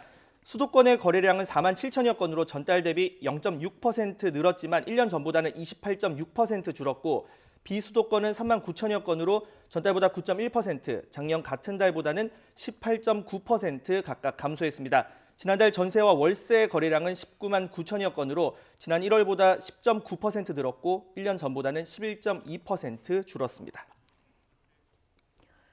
초대형 컨테이너선의 좌초로 이집트 수에즈 운하 통행이 중단되고 있습니다. 주요 해운 회사들은 어쩔 수 없이 아프리카를 크게 도는 우회 노선 활용을 검토하고 있습니다. 김원배 기자가 보도합니다.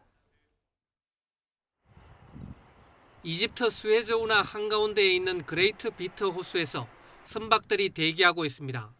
지난 23일 수에즈 운하에서 초대형 컨테이너선 에버 기본이 좌초하면서 수에즈 운하 통행이 중단됐기 때문입니다. 현재 홍해 측 수에즈항과 그레이트 비트 호수에만 선박 30척의 발이 묶여 있다고 외신들은 전하고 있습니다. 이런 가운데 세계 최대 해운선사인 머스크와 하파그로이드가 수에즈 운하 사고 장기화 시 남아프리카 공화국의 희망봉을 경유하는 노선 이용을 고려하고 있다고 블룸버그 통신이 보도했습니다. 덴마크 선사 머스크는 성명을 내고 희망봉 경유를 포함한 모든 대안을 검토하고 있다면서 중요하고 시간에 민감한 화물은 항공기로 운송할 수 있다고 밝혔습니다. 이어 아직까지 구체적인 결정은 나오지 않았으며 수에즈 운하가 언제까지 통과할 수 없는 상태에 있느냐에 따라 달라질 것이라고 덧붙였습니다. 하파그로이드도 수에즈 운하 사태가 운송 서비스에 미치는 영향을 면밀히 살피고 있으며 현재 희망봉 우회 운항이 가능한 선박을 찾는 중이라고 발표했습니다. 덴마크 해운회사 톰은 고객들이 희망봉 우회 노선을 이용할 경우 생기는 추가 비용을 문의하기 시작했다고 전했습니다. 희망봉을 경유하면 노선 거리가 약 9,650km가 늘어납니다. 이 경우 대형 유조선이 중동의 원유를 유럽으로 운송하는데 연료비만 $30만, 우리 돈으로 약 3억 4천만 원에 달할 것이라고 블룸버그는 추산했습니다. 그런데도 대형 해운 회사들이 희망봉 우회를 검토하는 이유는 운송 지연으로 발생하는 손해가 크기 때문입니다. 선박 운항이 하루 지연되면 선주는 6만 달러, 우리 돈으로 약 7천만 원의 손해를 보는 것으로 알려졌습니다. 영국 해운산업 전문지 로이즈 리스트 분석에 따르면 수에즈 운하 운영 중단으로 매일 90억 달러, 우리 돈으로 약 10조 2천억 원어치 화물의 운송이 차질을 빚고 있습니다. 선수 부분이 수에즈 운하의 모래 제방에 박힌 채 좌초에 있는 에버 기본호의 처리를 위해 전문 군안업체인 네덜란드 스미트 셀비지와 일본의 니폰 셀비지가 투입됐습니다. YTN 김원배입니다. 무르익은 봄 기운 속의 도심 속 공원에는 연분홍빛의 벚꽃이 활짝 피었습니다. 예년보다 포근한 날씨가 이어지면서 서울에는 99년 만에 가장 일찍 벚꽃이 개화했는데요. 눈송이처럼 흐드러지게 피어있는 벚꽃을 보니 무르익은 봄이 실감이 납니다. 오늘 하늘빛은 흐리지만 따사로운 봄 햇살이 내리쬐면서 기온이 크게 올라 포근합니다. 현재 서울 기온이 16.1도를 보이고 있고 한낮에는 21도까지 오르면서 올봄 들어서 가장 포근하겠습니다. 그래도 여전히 일교차는 10도 이상 크게 벌어지고 있으니까요. 옷차림은 계속해서 신경 써주셔야겠습니다. 날씨는 포근하지만 불청객 미세먼지가 말썽입니다. 현재 중부와 전북 지역의 미세먼지 농도가 나쁨 수준을 보이고 있고요. 수도권 지역의 미세먼지 농도는 매우 나쁨 수준까지 치솟은 가운데 초미세먼지 주의보까지 발효 중입니다. 나가실 때는 침방울 차단 마스크가 아닌 KF80 이상 보건용 마스크를 착용하셔야겠습니다. 낮 동안 구름 사이로 봄볕이 내리쬐며 기온이 크게 오르겠습니다. 서울 낮 기온이 21도, 대구 23도, 대전과 광주는 25도까지 오르면서 올봄 들어 가장 높은 기온을 보이겠습니다. 주말에는 건조특보와 미세먼지를 해소해줄 단비가 내리겠습니다. 비는 토요일 오전 서쪽 지방을 시작으로 오후에는 전국으로 확대하겠고요. 일요일 아침에 대부분 그치겠습니다. 제주 산간 많은 곳에는 150 이상, 제주와 남해안에 최고 80mm의 많은 비가 내리겠고요. 그 밖에 남부지방에는 20에서 60, 중부지방은 10에서 40mm가 오겠습니다. 큰 일교차의 초미세먼지까지 겹치면서 면역력이 약해지기가 쉽습니다. 충분한 휴식과 수면 등 건강관리 잘 해주시고요. 개인 위생관리도 철저히 해주셔야겠습니다. 지금까지 여의도 한강공원에서 YTN 권혜인입니다. 금요일 뉴스앤뉴스 마치겠습니다. 잠시 뒤 더 뉴스가 이어집니다. 함께해 주신 여러분 감사합니다.